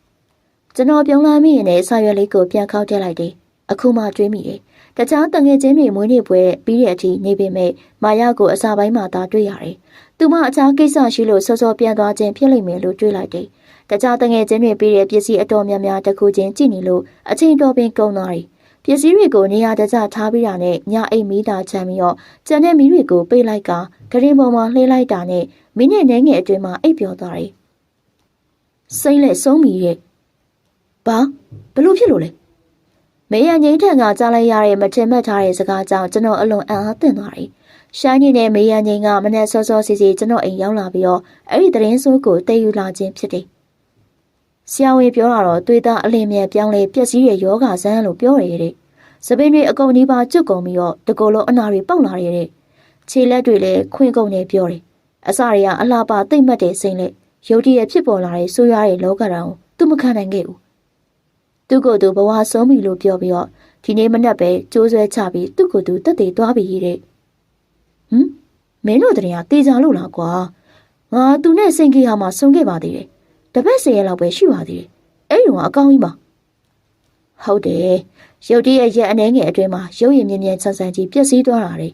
သူမသေးခင်ရေးခဲ့တဲ့စာအတိုင်းစိမ့်လက်ရဲ့အမေကစိမ့်လက်ရဲ့အလောင်းဘသူ့မှမပြတော့ဘူးတဲ့ငါနဲ့ငိန်ဒီမနေ့သွားခဲ့ကြပေမဲ့စိမ့်လက်အလောင်းကိုမမြင်ခဲ့ရပါဘူးကွာကျွန်တော်အခုတိုင်းစိမ့်လက်သေးဆုံးတဲ့ကိစ္စကိုယုံတဝက်မယုံတဝက်ဖြစ်နေတယ်ဒီလောက်မြင်မြန်ဆန်းဆန်းကိုတက်တည်ခြင်းလောက်ရုပ်ရည်ပျက်စီးစေတဲ့အရေးပြားယောဂဆိုတာတကယ်ရှိနိုင်ပါမလားမေရငိမ့်ကအဲ့လိုဝင်ပြောလိုက်တယ်တချို့ကပြောကြတာတော့အောက်လန်းနဲ့ပြူစားခံရတာတဲ့ဘလို့အောက်လန်းပညာနေ့လည်းပဲဖြစ်ပေမဲ့အတော်ပင်မောင်နေတဲ့ကားပါကင်နေရဖြစ်တယ်ဒေဝီကားပါကင်မှာကားကိုနေရာတကျထားလိုက်ပြီးကားပေါ်ကဆင်းလိုက်တယ်ဆင်းတော့အပေါ်တက်ကိုသွားဖို့တွေးလိုက်ပြီးရှောက်လာခဲ့တယ်အနောက်ဘက်ကအတန်တမျိုးကြားရလို့ဒေဝီလှည့်ကြည့်လိုက်တယ်ဘာမှထူးထူးခြားခြားမမြင်ရပေမဲ့စိတ်ထဲမတူမတန်ဖြစ်တယ်လို့ခံစားလိုက်ရတယ်အရှိကိုဖြင်းချင်းစွာပြန်လဲလိုက်ချိန်မှာရုတ်တရက်အရေးမဲတစ်ခုကိုတွေ့လိုက်ရပြီးတော့အဲ့ဒီရိတ်ကဒေဝီလက်ဖြံကိုဖြက်ကနေဖမ်းကင်လာတယ်မိစ္ဆာအငွေအသက်ကြောင့်ဒေဝီအသေးအေးကနေဖြစ်သွားပြီးမျက်လုံးလေးဝိုင်းသွားမိတယ်ဒါပေမဲ့အဲ့ဒီအရေးမဲကြီးကပြားမုံတွေကိုလေပြင်းဝေးလိုက်တယ်လို့ချက်ချင်းပင်တစကြီးဖြစ်သွားတယ်ဒေဝီသူမလက်ကဝဲလက်ဖြံကအင်းဆေးဆက်လေးတွေကိုပြုံးပြီးတော့ကြည့်နေတယ်သူမကိုနှောက်ယှက်တဲ့ပယောဂကအဲ့ဒီအင်းဆေးကြောင့်အထမမြောက်ဖြစ်သွားခဲ့တာမဟုတ်ပါလားရေခုံတန်းတိတ်တိတ်မြန်သွားပြီးတော့ချွေးစေးတွေပြန်လာတဲ့အထိဒေဝီလက်သွားမိပေမဲ့စိတ်ကိုတည်ငြိမ်အောင်ပြန်လဲထိမ့်သိမ့်ပြီးတော့စစ်နောက်အပေါ်ဘက်ကိုရှောင်လာခဲ့တယ်။ဆက်ခနဲခါသွားပြီးတော့3-4ဘက်လဲသွားက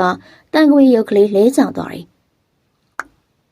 မာယာဒေါသတကြီးတောက်ခေါက်လိုက်ရင်လည်းတန်ခွေရုပ်မှာချိထားတဲ့ဒေဝီရဲ့ကောင်းစီကျိုးလေးကိုပြန်လဲဖြီးယူလိုက်တယ်။အဲဒီကောင်းစီကျိုးလေးဟာစာမဏေမွေးနေ့ပွဲမှာဒေဝီပြုတ်ကျခဲ့တာကိုမာယာတိတ်တိတ်ဆိတ်ယူထားခဲ့ခြင်းဖြစ်တယ်။ ဒေါသတကြီးနဲ့မန္တတပုတ်ကိုထက်ရွနေပြီးတော့အဲ့ဒီကောင်းစီကျိုးလေးကိုပင်အဝေးပိတ်နဲ့ပြုတ်လုထားတဲ့အယုတ်ရဲ့ခေါင်းမှာချီလိုက်ပြန်တယ်။အဲ့ဒီနောက်အယုတ်ရင်ဘက်မှာကြက်သွေးကိုဝါတူနဲ့တို့ကတစုံတစ်ခုကိုရေးလိုက်တယ်။ထေဝီအဲ့ဒီနောက်လေးလမ်းမခန်းရှိတဲ့ကြည်အက်နဲ့အယုတ်ရဲ့လေချောင်းနေရာကိုစိုက်ချလိုက်တယ်။အော်ဒေဝီယာဘယ်ဘက်လေချောင်းစုကနေဖြစ်သွားပြီးအတော်ပင်နာကျင်သွားတာမို့လို့ခြေလမ်းပင်ရိမ့်ရိမ့်သွားပြီးတော့နေဆက်ရောင်အုတ်တိုင်တစ်ခုကိုအမြန်ဖမ်းကင်ထားလိုက်တယ်။ဒေဝီယာအင်းပြားလေးတစ်ခုကိုလက်ကန်အိတ်ထဲကအမြန်ထုတ်လိုက်ရင်နဲ့လေချောင်းနေရာကိုဖိကက်လိုက်ရင်နဲ့မန်နဲ့တစ်ဖက်ကိုရွတ်ဆိုနေတယ်။ဒေဝီတကလုံးချွေးစေးတွေရွှဲလာပြီးတော့အနှင်းငယ်တုံရင်လာပေမဲ့မန်နဲ့ရွတ်ဆိုခြင်းကိုမရက်တတ်မဲဆက်ရွတ်နေတယ်။အဲဒီနောက်အင်းပြားကိုလေဆောင်ကနေခွာကြည့်လိုက်တယ်။အင်းပြားမှာမီးကျွန်းထားသလိုအနက်ရောင်အကွက်ဖြစ်နေတာကိုတွေ့ရတယ်။ဒေဝီယာမန်နဲ့ရွတ်ချက်ကိုအဆုံးသတ်လိုက်ပြီးလက်ကန်အိတ်ထဲမှာအသင့်ပါလာတဲ့သဲမန်ဘူးလေးကိုထုတ်ယူလိုက်ကအဖုံးဖွင့်လိုက်ရင်နဲ့တမ်းမဲတချို့ကိုအင်းပြားပေါ်တင်လိုက်တယ်။အဲဒီနောက်ညာလက်ကိုဆန့်ကအင်းပြားပေါ်ကသဲမန်းတွေကိုအားကုန်ခါထုတ်လိုက်တယ်။ရုတ်တရက်လေချောင်းကဆူရှလုံလာတဲ့ဝေဒနာကိုခံစားလိုက်ရတာမို့လို့မာယာစက္ကနဲ့တုန်ခါသွားပြီးတော့လေချောင်းကိုဖိကန်လိုက်တယ်။အာငါ့ကိုပြန်လုပ်တယ်။ကောင်းမပိသားအယုတ်ရဲ့လေချောင်းမှာစိတ်ထားတဲ့အက်ကိုအမြန်ဆွဲနှုံလိုက်ရင်နဲ့ဒေဝီနင့်ငါအရှိမထားဘူး။နင့်တမာတိအားဘလောက်ပဲကောင်းကောင်းနင့်ဖုံးတကူရော့တဲ့အချိန်ကတော့ရှိလာမှာပဲ။အနော်ရထားဘရင်တော့တကူအင်အားနေသွားတဲ့အချိန်ကျွဲခက်ခံရလို့သိတာပါပဲ။နင်ကဘာကောင်းမှမို့လို့လဲ။နင်လည်းတနေ့ငါလက်နဲ့သေစီရမယ်။ငါ့ကိုကြောင်းတုံးကလေးကအမြဲတမ်းအနိုင်ယူခဲ့တဲ့မိမ။ကြောင်းပြီးတာ3နှစ်လောက်ကြာခဲ့ပြီမေ။ငါမနေ့တနေ့ကလိုပဲခံစားနေရတော့မေ။ငါရဲ့အမုန်းတွေကအမြဲတမ်းလက်ဆက်နေတယ်။ငါနင့်ကိုသိမ့်မုန်းတယ်။ကိုချစ်တဲ့လောက်ကိုနင့်ကိုမုန်းတာ။လွန်ခဲ့တဲ့တနေ့ကကလေးတယောက်အပြူစားခံရလို့ငါတက်ထားတဲ့စေတနာနဲ့ကလေးကိုတကယ်မြစ်တာနဲ့ကုပေးမလို့အသွားမှာကလေးရဲ့အမေကငါ့ကိုကုပေးမအောင်လက်မခံပဲနဲ့ငါ့ကိုနှင်လွတ်တယ်။ဘာတဲ့ကဝေမတယောက်ကလူကဲမဲဆိုတော့မယုံဘူးတဲ့။ဆီယာမလေးတေဝီကိုပင့်ထားပြီးပြီ။နင်ပြန်มาတော့ဆိုပဲ။စေတနာနဲ့မတန်လိုက်တဲ့လူတွေငါဆိုတာပဲလူတွေကသိတာ။ငါ့ကိုအဲ့လူတွေကပဲလူစိုးမကြီးဖြစ်အောင်ဝိုင်းလို့ကြတာ။လူတွေကငါ့ကိုကြတော့မကောင်းဆိုးဝါးတကောင်လို့ဝဝေးရှောင်ကြတယ်။နင့်ကိုကြတော့နှစ်သမီးတစ်ပါးလို့နှစ်လို့ချစ်ခင်ကြတယ်။ငါတော့ဂယုမဆိုင်ပါဘူး။ငါနင့်ကိုမုန်းရတဲ့အကြောင်းရငါ့ကိုခဏအနိုင်ယူလို့မုန်းတာ။အခုလည်းငါနှလုံးသားနင့်နေအောင်ချစ်ရတဲ့သူနင့်လူယူဖို့ကြံ့နေတာငါသိရဲ့။နင့်အမြဲတမ်းတမာတိတကူထက်နေအောင်တတိထားပါ။ခြေလမ်းမားတာနဲ့သေဖို့သာပြင်ထားတယ်ဝေး။ပိပိအောင်မောင်းနေတဲ့ကွင်းပြင်ကျဲကြီးတွေကိုမာယာရောက်နေတယ်။သူမခြေဦးတရာပြင်းနေမိရင်နဲ့တနေရာအရောက်မှာတော့ဒေအိုးတရံအေယာမကြိုင်ကြီးတစ်ခုကိုမြင်လိုက်ရတယ်။အဲ့ဒီကြိုင်ကြီးအတွင်းမှာချော်ရည်ပူတွေပြည့်နေပြီးတော့အတွင်းမှာလူတွေပြည့်နေတယ်။ချော်ရည်နဲ့အရှင်လက်လောင်မြိုက်ခံနေရတဲ့လူတွေရဲ့သဲကြေပြတ်မတက်အော်ဟစ်နေတဲ့အမျိုးမာယာရဲ့ကြောက်စိတ်ကိုအဆုံးစွန်ထိရအောင်ထောက်ပံ့နေတယ်လို့ဖြစ်တယ်။ချော်ရည်ကန်ကြီးအတွင်းမှာပူလောင်လုံးလာလို့အပေါ်တက်ပြေးကြသူတွေကိုပစိုးကရောင်ကြိုက်ထားတဲ့လူထွားကြီးတွေကလှန်နဲ့ရဲရဲဆက်ဆက်ပင်စောင့်ထိုးကြတယ်။ချော်ရည်ကန်အတွင်းကလူတွေရဲ့အသားတွေကိုလောင်မြနေတဲ့ညှော်နှံကစွစွဝဝရှိလာလို့မာယာသူမရဲ့နှာခေါင်းကိုလက်ဖမိုးနဲ့ကားလိုက်တယ်။အဲ့ဒီအခါချော်ရည်ကံမကိုဖတ်တက်လာတဲ့လူတစ်ယောက်ရဲ့ခြင်းဘက်ကိ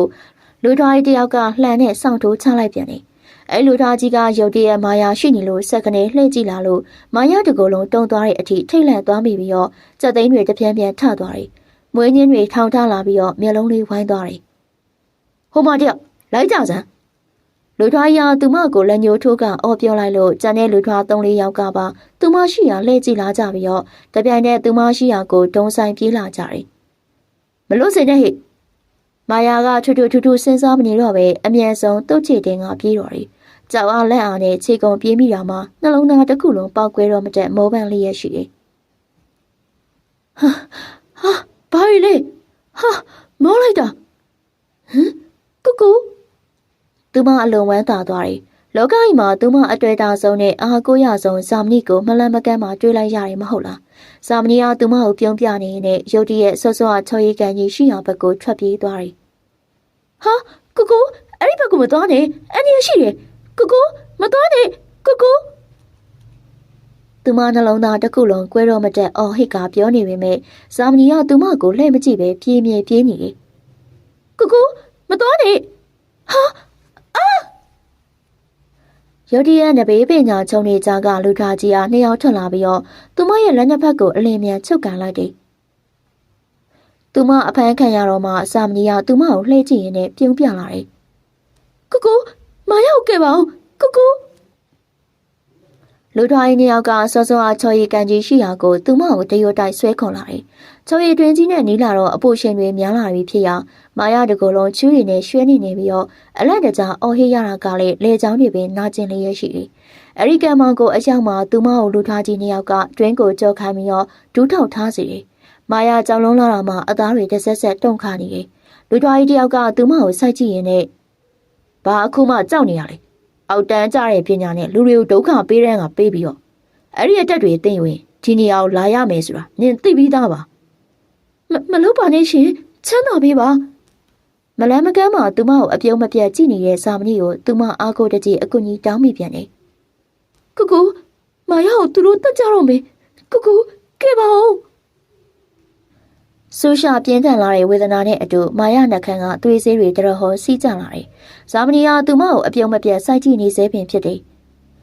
မာယာကိုခဲ့ပါဦးကူကူရဲ့မာယာကိုပြစ်မထားပါနဲ့ကူကူလူထွားကြီးတယောက်ကသူမရင်ဘတ်ကိုအားနဲ့တွန်းကန်လိုက်ပြီးတော့ချော်ရည်ကန်ကြီးတွေကိုကန်ချလိုက်တယ်ပူလာလုံးလာတဲ့ချော်ရည်တွေကသူမရဲ့အသားရည်တွေကိုစက္ကန့်မိုင်အတွင်းလောင်ကျွမ်းမာတော့တယ်ကံမောင်နှကန်းပေါ်မှာရှိနေတဲ့သူမရဲ့အားကိုယုံကြည်ရသူတွေကိုအားကိုတကြီးအကူကြီးတောင်းနေမိတယ်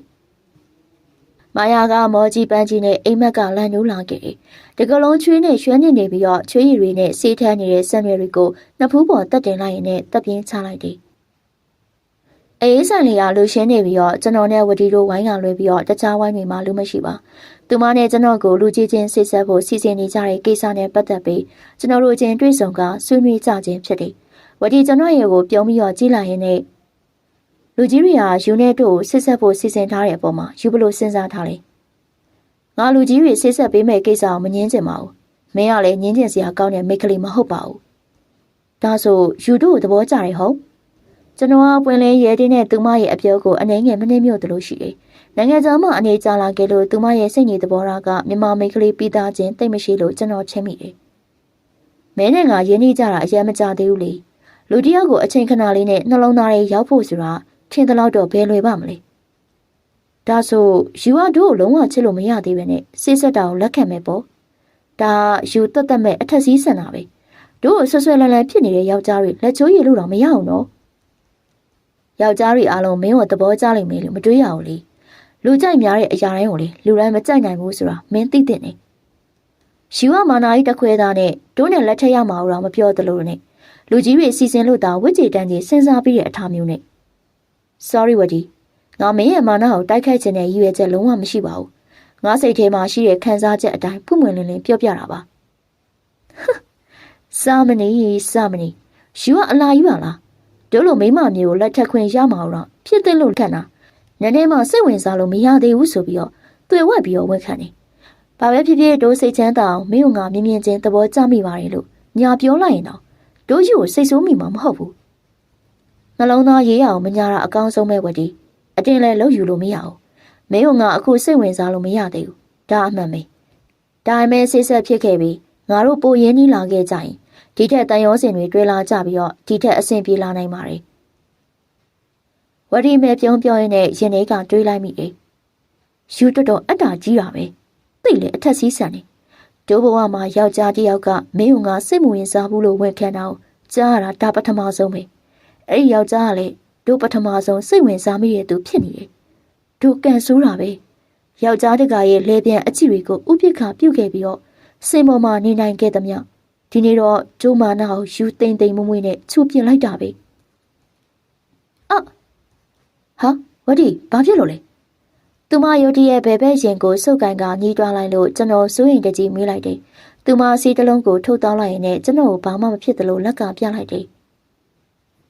Facebook မှာဝတီတင်ထားခဲ့တဲ့သူမရဲ့ပုံအဟောင်းလေးကိုဖုန်းဆက်ခရင်မှာမြင်လိုက်ရလို့အတိတ်ပိုင်းစာတစ်ခုကိုပြန်တွေးမိရင်နဲ့မကြာသေးမီရက်ပိုင်းမှာဆေးရုံမှာဆုံးပါသွားတဲ့ဝတီကိုရုတ်တရက်သတိရတယ်။သူမကို1500မြစ်တာနဲ့ချစ်ခဲ့လို့မရပေမဲ့လည်းရုတ်တရက်သူမနှလုံးရောဂါနဲ့ကွယ်လွန်ခဲ့ရတဲ့အပေါ်ကျွန်တော်ဒီနေ့တိုင်းစိတ်မကောင်းဖြစ်နေမိစေ။တင်တန်းဆင်းပြီးလို့အတန်းထဲမှာလူမကြံတော့ပဲကျွန်တော်သားကြက်နေတယ်။တင်တန်းမလုပ်ခင်မိနစ်ပိုင်းလေးအချိန်မှာအင်တာနက်သုံးမိရင်နဲ့ဝတီပုံလေးကိုမြင်လိုက်ရလို့သူမနဲ့ပတ်သက်တဲ့အထိတ်အကြောင်းကိုတွေးမိလိုက်ခြင်းဖြစ်တယ်။အတွေးလို့မရောသတိပြောင်းဝင်ချိန်မှာတင်တန်းကလှုပ်လို့ကျွန်တော်တယောက်သာအတန်းထဲမှာကြက်နေတယ်။ကျွန်တော်လည်းဖုန်းကိုအင်တာနက်ပိတ်ပြီးတော့ပေါင်းပြီးအိတ်ထဲကိုထည့်လိုက်ကအိမ်ပြန်မှုအခန်းထဲကထွက်ခဲ့တယ်။ အပြင်ကအတော်မှောင်နေလို့ည8 နာရီသာရှိသေးပေမဲ့လျှက်စစ်မီးတွေပြတ်နေလို့အတော်ပင်မှောင်မဲနေက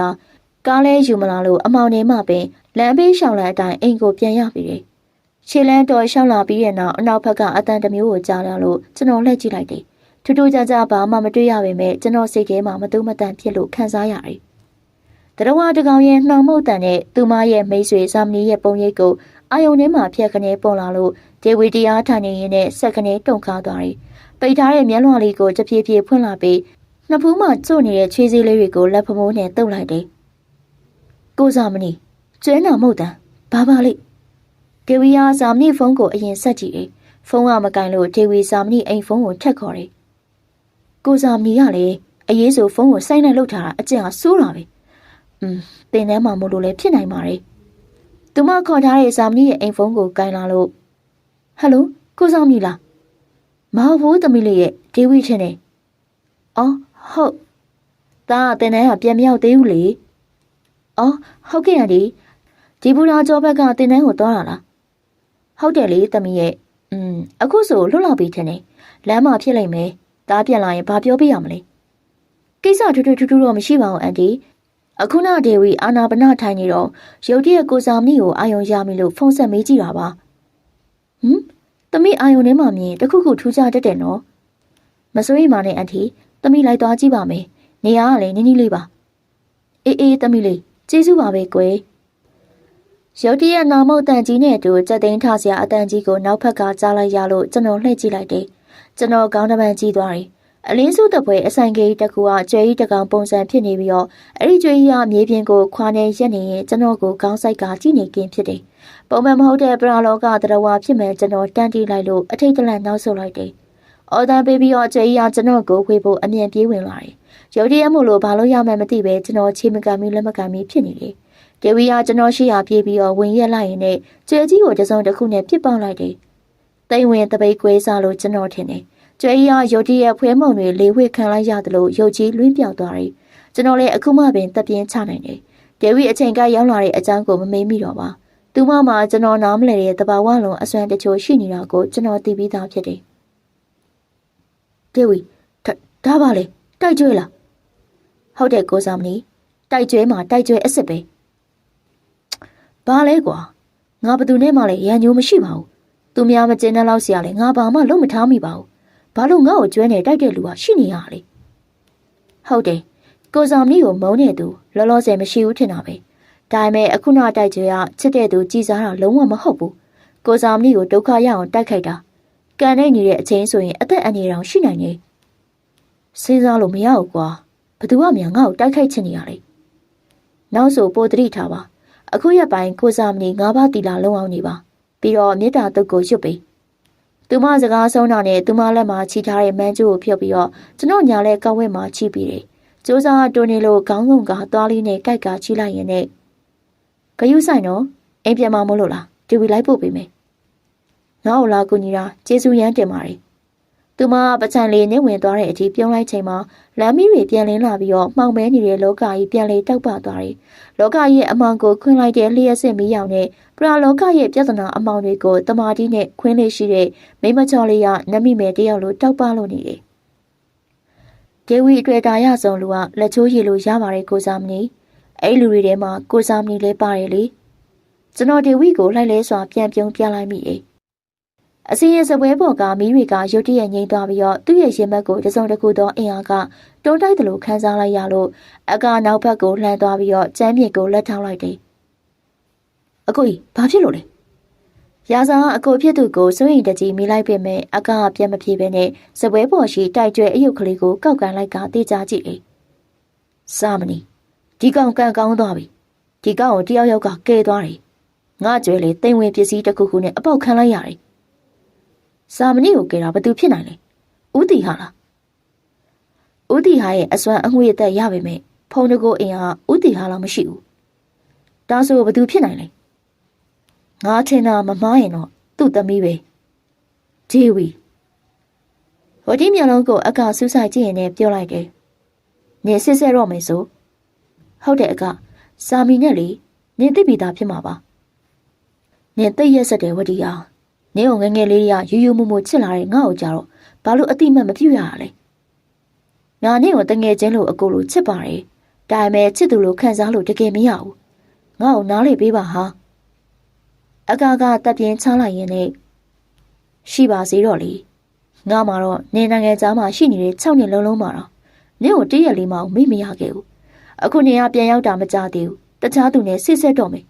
ငါခံစားရတယ်ဟာငါစိတ်မကောင်းပါဘူးအကရဲ့နေရငါရဲ့အကောင်းဆုံးတငယ်ချင်းမဟာငါထက်သားတဲ့သူနဲ့ငါချစ်တဲ့သူကလက်ထက်မှာပဲလေငါဘာပဲဖြစ်ဖြစ်ဝမ်းသာမှာပေါ့ဒါပေမဲ့သူနင့်ကိုတစ္ဆာဖောက်လို့ပဲဖြစ်ဖြစ်မကျင်တာလို့ပဲဖြစ်ဖြစ်နင့်ကိုကြောခိုင်းခဲ့ကြရင်ငါရင်ကိုနင့်အတွက်အမြဲတမ်းတကားဖွင့်ထားတယ်သိလားအကရဲ့နင်ယူနေပြီလားမယူပါဘူးဝတီရဲ့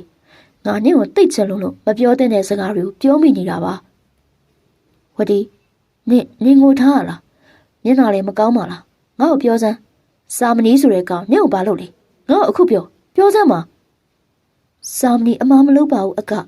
ပေမဲ့သူ့အတ္တအတွက်ငါ့ကိုနည်းနည်းလေးမှဟန်ဆောင်ပြီးတော့နှစ်လိုတဲ့အမှုရာမပြဘူးယောက်ျားအများစုကိုခြေခဲ့တဲ့ငါသူနဲ့တွေ့မှပြန်ခြေခံရတယ်ယောက်ျားဖြစ်ပြီးမာနကိုတကွန်ထုထားတယ်ဘာလဲဒီကောင်ကနေနဲ့ဆစ်ဆက်မဲ့ကိစ္စကိုညင်းတာလားအဲ့လိုတော့မဟုတ်ဘူးဟာလူကြီးတွေစီစဉ်တာတော့သူစဉ်းစားပေးပါမယ်တဲ့ငါ့ကိုသူစိတ်ဝင်စားလို့ရလားဆိုတော့တွေ့ဝက်ပြီးတော့မေးလိုက်တာသူကငါ့ကိုနည်းနည်းမှစိတ်ဝင်စားသေးဘူးတဲ့စစ်ဆက်ဖြစ်ရင်တော့တဖြည်းဖြည်းတန်ရုံးစင်ဖြစ်ကောင်းဖြစ်လာနိုင်ပါတယ်တဲ့ငါကြားချင်တဲ့စကားမျိုးသူ့စီကတကောတော့မကြားခဲ့ရဘူးဒီကောင်တော်တော်ဘဝင်မြင့်နေကောင်မေနင်သူ့ကိုမယိုးနဲ့တော့စစ်ဆက်မဲ့ကိစ္စကိုနှစ်ဘက်ကဖြတ်လိုက်လေငါသူ့ကိုရှုံးသွားပြီအကဘလို့ငါ့ကိုမနဲ့သက်ဘူးလို့ဝန်ခံထားတဲ့သူ့ကိုအဆုံးရှုံးမခံနိုင်လောက်ချစ်နေမိပြီဘာအတိတ်ကြောင့်တွေကိုတွင်းနေရင်မှရက်တန်းလိုက်ကနေရမှာရှိနေတဲ့ဝတီရဲ့အေယာမပုံကြီးကိုကြည့်ရင်လည်းအကစကားပြောနေတယ်ဝတီနင်ကိုယူမတက်ချစ်တဲ့ငါ့ကိုကြတော့ပြက်မချစ်ဘူးနင်မာနာကိုတက်နေပြီးတော့သူ့မာနာကိုတကုံထူတဲ့ကောင်ကိုကြတော့အသက်ပေးပြီးတော့ချစ်သွားတယ်ပါပဲဖြစ်ဖြစ်နင်ကိုစိတ်ထိကက်အောင်နှလုံးယောဂပြန်ထအောင်နှလုံးယောဂနဲ့တေးအောင်လုပ်ခဲ့တဲ့အဲ့ဒီစာမဏီဆိုတဲ့ကောင်ငါခွင့်လို့မှာမဟုတ်ဘူးနင်အတွက်ငါရဲ့နှလုံးသားတမိုင်းပေးတောင်းဝင်ရလက်စားချေပေးမယ်စကားဆုံးတာနဲ့အကာကလက်ကျန်ဝီစကီကိုမော့ချလိုက်တယ်မာယာတန်ခွေအယုတ်ကိုစပွဲလေမှာထားလိုက်ပြီးလူရိုးကောင်း၃ခုအပေါ်မှာဖျောင်းနိုင်တွေထွန်းလိုက်ကအမဲသွေးရည်နဲ့တန်ခွေရုပ်ကိုလောင်းလိုက်ရင်းနဲ့မန်နယ်တပုတ်ကိုခတ်တူရွတ်ဆိုနေတယ်။သူမရဲ့အခန်းအတွင်းညအိမ်မီးပြလေးလေသားလေးနေပြီးတော့အမောက်ဘက်ကအင်အားတာနေတယ်။အစင်းရဲ့စပွဲပေါ်မှာအယုတ်တွေအင်းပြားတွေနေရာတကြားရှိပြီးတော့တန်ခွေရုပ်ကတော့စပွဲအလယ်မှာရှိနေတယ်။မာယာမျက်လုံးကိုမှိတ်ထားပြီးတော့ညာလက်ကိုတန်ခွေရုပ်ပေါ်ဖြန့်ထားပြီးမန်နယ်ကိုအဆက်မပြတ်ရွတ်ကမျက်လုံးမှိတ်ထားတယ်။ရုတ်တရက်နာမုတ်တန်နဲ့အတူကျွဲဤတကောင်ကိုမြင်လိုက်ရပြီးစပင်းစုပ်ဖွားနဲ့မိမတယောက်ကျွဲဤတကောင်တိုက်ခိုက်နေပြီးတော့ကျွဲဤနဲ့အဲ့ဒီစပင်းဖားရစုပ်ဖွားနဲ့အမျိုးသမီးကြားမှာဆက်ရောင်တွေလင်းလက်နေပြီးတော့တပြေးပြေးကျွဲဤဘက်ကအလင်းရောင်အားပုံမျိုးများလာကစပင်းဖားရအမျိုးသမီးကိုကျွဲဤကျုံနဲ့ပြေးကဝှိလိုက်တယ်အစင်းရဲ့စပွဲပေါ်ကတန်ကဝေးရုပ်ကလေးလဲကျသွားသလိုမိတွေလည်းငိမ့်သွားတယ်မာယာလည်းမမြင်ရတဲ့တစုံတစ်ခုသောအရာကတွန်းတိုက်သလိုခံစားလိုက်ရလို့နောက်ဘက်ကိုရိုက်ထွက်သွားတယ်မာယာမျက်မှောင်ကျုံလိုက်ရင်နဲ့အောင်မှာဒီကောင်ကတော်တော်တိုးတက်လာပါလားအကနေ့ကြွေရတော်တော်အစွမ်းကြီးလာတာပဲငါအဲ့လောက်ချင်မထားမိဘူးအေကန်မရဲကျဲကျဲမျက်နှာနဲ့ထိုင်နေကြတဲ့အကနဲ့ရာစာညိကိုနှစ်ယောက်ကိုမာယာမျက်စောင်းထိုးလိုက်ပြီးတော့သူတို့ရဲ့မျက်နှာချင်းဆိုင်မှာဝင်ထမ်းလိုက်တယ်အဲ့နောက်အသိယူလာတဲ့ငွေ330ရှိတဲ့1000တန်အုပ်ကိုစပွဲပေါ်တင်လာပြီးတော့အကအရှိကိုတိုးပေးလိုက်ရင်ရော့လောင်းချင်းဝင်ရေးကြည့်မရေတော့ပါဘူးမာယာကိုငါတို့ကယုံကြည်ပြီးသားပါနေ့ကြွေရတော်တော်ကိုကျန်းလာတယ်နင်မလို့နီးလိုက်နဲ့ထက်လို့ထားရလေဒါတော့ပြောပြလို့မရဘူးလीဟာနင်ရလေတငယ်ချင်းကတငယ်ချင်းပဲတချို့လူပဲချက်တွေကပြောပြလို့မရဘူးအမလီကောင်းစုပ်ကြီးကျယ်နေလိုက်တာရဲလိုက်မောလိုက်စကားပြောနေပေမဲ့အကရဲ့ဘဲချီပေါ်တင်ထားတဲ့ညာချီချီပွားကိုအမတ်တမဲ့မြင်လိုက်ချိန်မှာမာယာအကရဲ့ပညာအဆင့်ကိုအထင်မသေးဘူးနဲ့ရှိန်မိသွားတယ်ဖျားပုံတော်ကိုဖွားကဆေးမင်ထိုးတဲ့အထိအကမိုင်းမဲနေပြီးတော့အမောင်လောကရဲ့ဆရာတစုဖြစ်နေပြီမဲ့မာယာကောက်ချက်ချလိုက်တယ်ဒါနဲ့ငါနဲ့ကိုပြောစရာရှိသေးတယ်မာယာပြောလေငါတို့ရဲ့အကိုလည်းဖြစ်ဆရာလည်းဖြစ်တဲ့မင်းမဟောင်နင်သိရမလားသိရလေ ဒါပေမဲ့ကိုမင်းမဟာပြီးခဲ့တဲ့နှစ်ကဆုံးသွားပြီမဟုတ်လားဆရာတယောက်နဲ့ပညာပြန်ရာကနေရှုံးသွားပြီးတော့သွေးရံပြီးဆုံးသွားတာလို့ကြားတာပဲအကမျက်နှာအနေငယ်ခက်ထန်သွားပြီးတော့ဟုတ်တယ်ငါ့ကိုရှုံးပြီးတော့အသက်ပါပေးလိုက်ရတဲ့ပြိုင်ဘက်ဆရာဘာတူလဲနင်းသိလားမယာမသိဘူးဦးတီဟဆိုတဲ့အထက်လန်းဆရာပဲတီဟကျော်တိုင်းရင်းစေးတိုက်ပိုင်ရှင်လားသိဟုတ်တာပေါ့ငါတို့အကိုသူ့တက်ခဲ့တာဒါပေမဲ့ထင်သာမြင်သာမရှိတဲ့ပညာပြိုင်ပွဲကနေတဆင့်တက်ခဲ့တာဆိုတော့သူ့အလိုတက်မှုနဲ့တရားစွဲသွားလို့မရဘူးဒါနဲ့နေပါဦးတီဟာနဲ့နင်တို့အကိုမင်းမဟာဘယ်ဘလို့စတိုက်ကြလဲအကြောင်းရင်းအောင်ငါအကိုရဲ့တငယ်ချင်းတယောက်ကသူ့အလုပ်ကိုခွင်ကျော်သွားတဲ့ပွဲစားကောင်တက်ဖို့အတွက်ငါအကိုရဲ့ပညာနဲ့ကူညီဖို့အခါချင်းဝင်နဲ့ငါအကိုကူညီလာတောင်းတယ်ဟိုကောင်ပွဲစားကလည်းသူ့ကိုငါအကိုတိုက်ပြီးဆိုတာသိတာနဲ့ဦးတီဟာစီသွားပြီးတော့အကူညီတောင်းတယ်ဦးတီဟာငါတို့အကိုမင်းမဟာရဲ့အတက်တွေကိုသူ့ပညာနဲ့ဖြည့်ဖြပြီးအဲ့ဒီပွဲစားကိုအသက်ကဲပေးလိုက်တယ်ဒါအောင်ငါအကိုကမကြေမနက်ဖြစ်ပြီးတော့ဦးတီဟာပညာကုံသုံးပြီးတော့အစွမ်းကုန်တိုက်တယ်ဒါပေမဲ့သူမနိုင်ခဲ့ဘူးနောက်ဆုံးတော့သူ့အတက်သူစုပြီးတော့သွေးအံ့သေးတဲ့အထိဖြစ်သွားခဲ့ရတယ်။အော်ဒီလိုဒါဆိုနင်တို့ကဦးတီဟာကိုနင်တို့အကိုအတွက်လက်စားချကြမှာပေါ့။ဟုတ်တယ်မာယာ။နင်ရဲ့ကြွယ်ကအစွမ်းကြီးလာတာမှန်ပါတယ်။ဒါပေမဲ့ဦးတီဟာကိုရှင်နိုင်ဖို့ကတော့မဖြစ်နိုင်သေးဘူးနော်။သူ့ရဲ့တမာတီကတော်တော်အားကောင်းနေပြောကြတယ်။အဲ့ဒါကြောင့်နင်ကိုအကူကြီးတောင်းချင်တာမာယာရဲ့။ဘယ်လိုဟုတ်တယ်။နင်ငါတို့နဲ့ပူးပေါင်းပေးပါ။ဦးတီဟာကိုငါနင်တို့ဘက်ကတိုက်ပေးရမယ်ပေါ့ဦးတီဟာကိုငါတို့ရောနေရော၃ယောက်ပေါင်းတိုက်လေရှုံးမှုများတယ်ဒါဆိုဘာလို့ငါ့ကိုကိုကြီးလာတောင်းနေတာလဲဦးတီဟာကိုမနိုင်ပေမဲ့သူ့သမီးဒေဝီကိုငါတို့၃ယောက်ပေါင်းတိုက်မယ်ဆိုရင်ရောဒေဝီနာမည်ကြားလိုက်ရတာနဲ့မာယာတကူလုံးသွေးတွေစုပွက်လာသလိုခံစားလိုက်ရတယ်ဘလို့ဒေဝီကိုတိုက်မှာလားဟုတ်တယ်ဦးတီဟာရဲ့နှလုံးသားဒေဝီပဲဒေဝီကိုအနိုင်ရရင်ဦးတီဟာကိုအနိုင်ရတာနဲ့အတူတူပဲမာယာအကကိုစိုက်ကြည့်ရင်လည်းပြောလိုက်တယ်ဒေဝီလည်းတမာတိအောင်မခေဘူးနော်ငါသူနဲ့တိုက်ဖူးတယ်လောလောဆယ်မှာသူ့ရဲ့ဖုံးကန်ကကြောက်စရာကောင်းတက်နေတယ်ဘာပဲဖြစ်ဖြစ်ငါတို့၃ယောက်ပေါင်းရင်တော့အဖြစ်တစ်ခုထွက်လာမှာပါဒေဝီကိုဘယ်တိုင်းတာအထိအနိုင်ယူမှာလဲတက်ပြစ်မှာလားမတက်ဘူးသူ့အသက်ထက်တန်မိုးထားတဲ့အရာသူ့ရဲ့သိက္ခာတမာတိနဲ့ဖြူစင်တဲ့အပြိုစင်ဘဝပဲသူ့ကိုသေးတာထက်နာကျင်အောင်လုပ်ရမယ်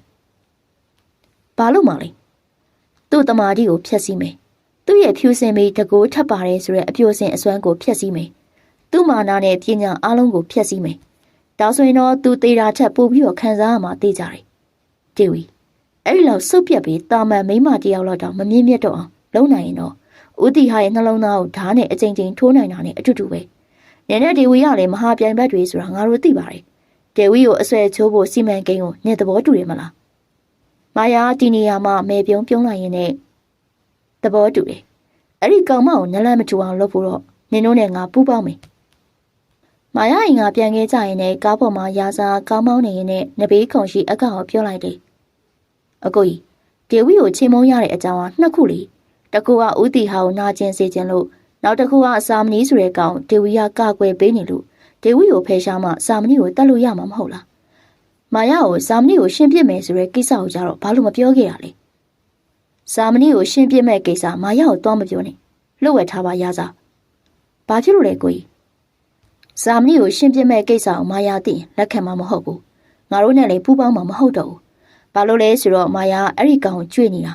ဒေဝီကိစ္စပြီးမှမာယာမသိအောင်စာမဏီကိုရှင်းပြမယ်ဒီကောင်ကစောကြီးသားပဲမာယာလိုလူကွာစားအောင်ကြိုက်တယ်ဆိုတော့ပြီးတော့အကိုကြီးရဲ့ဝတ်ဒီလေဒီကောင်ကိုကြွေခဲ့တာပဲနော်မင်းပါစပိတ်ထားစမ်းရစား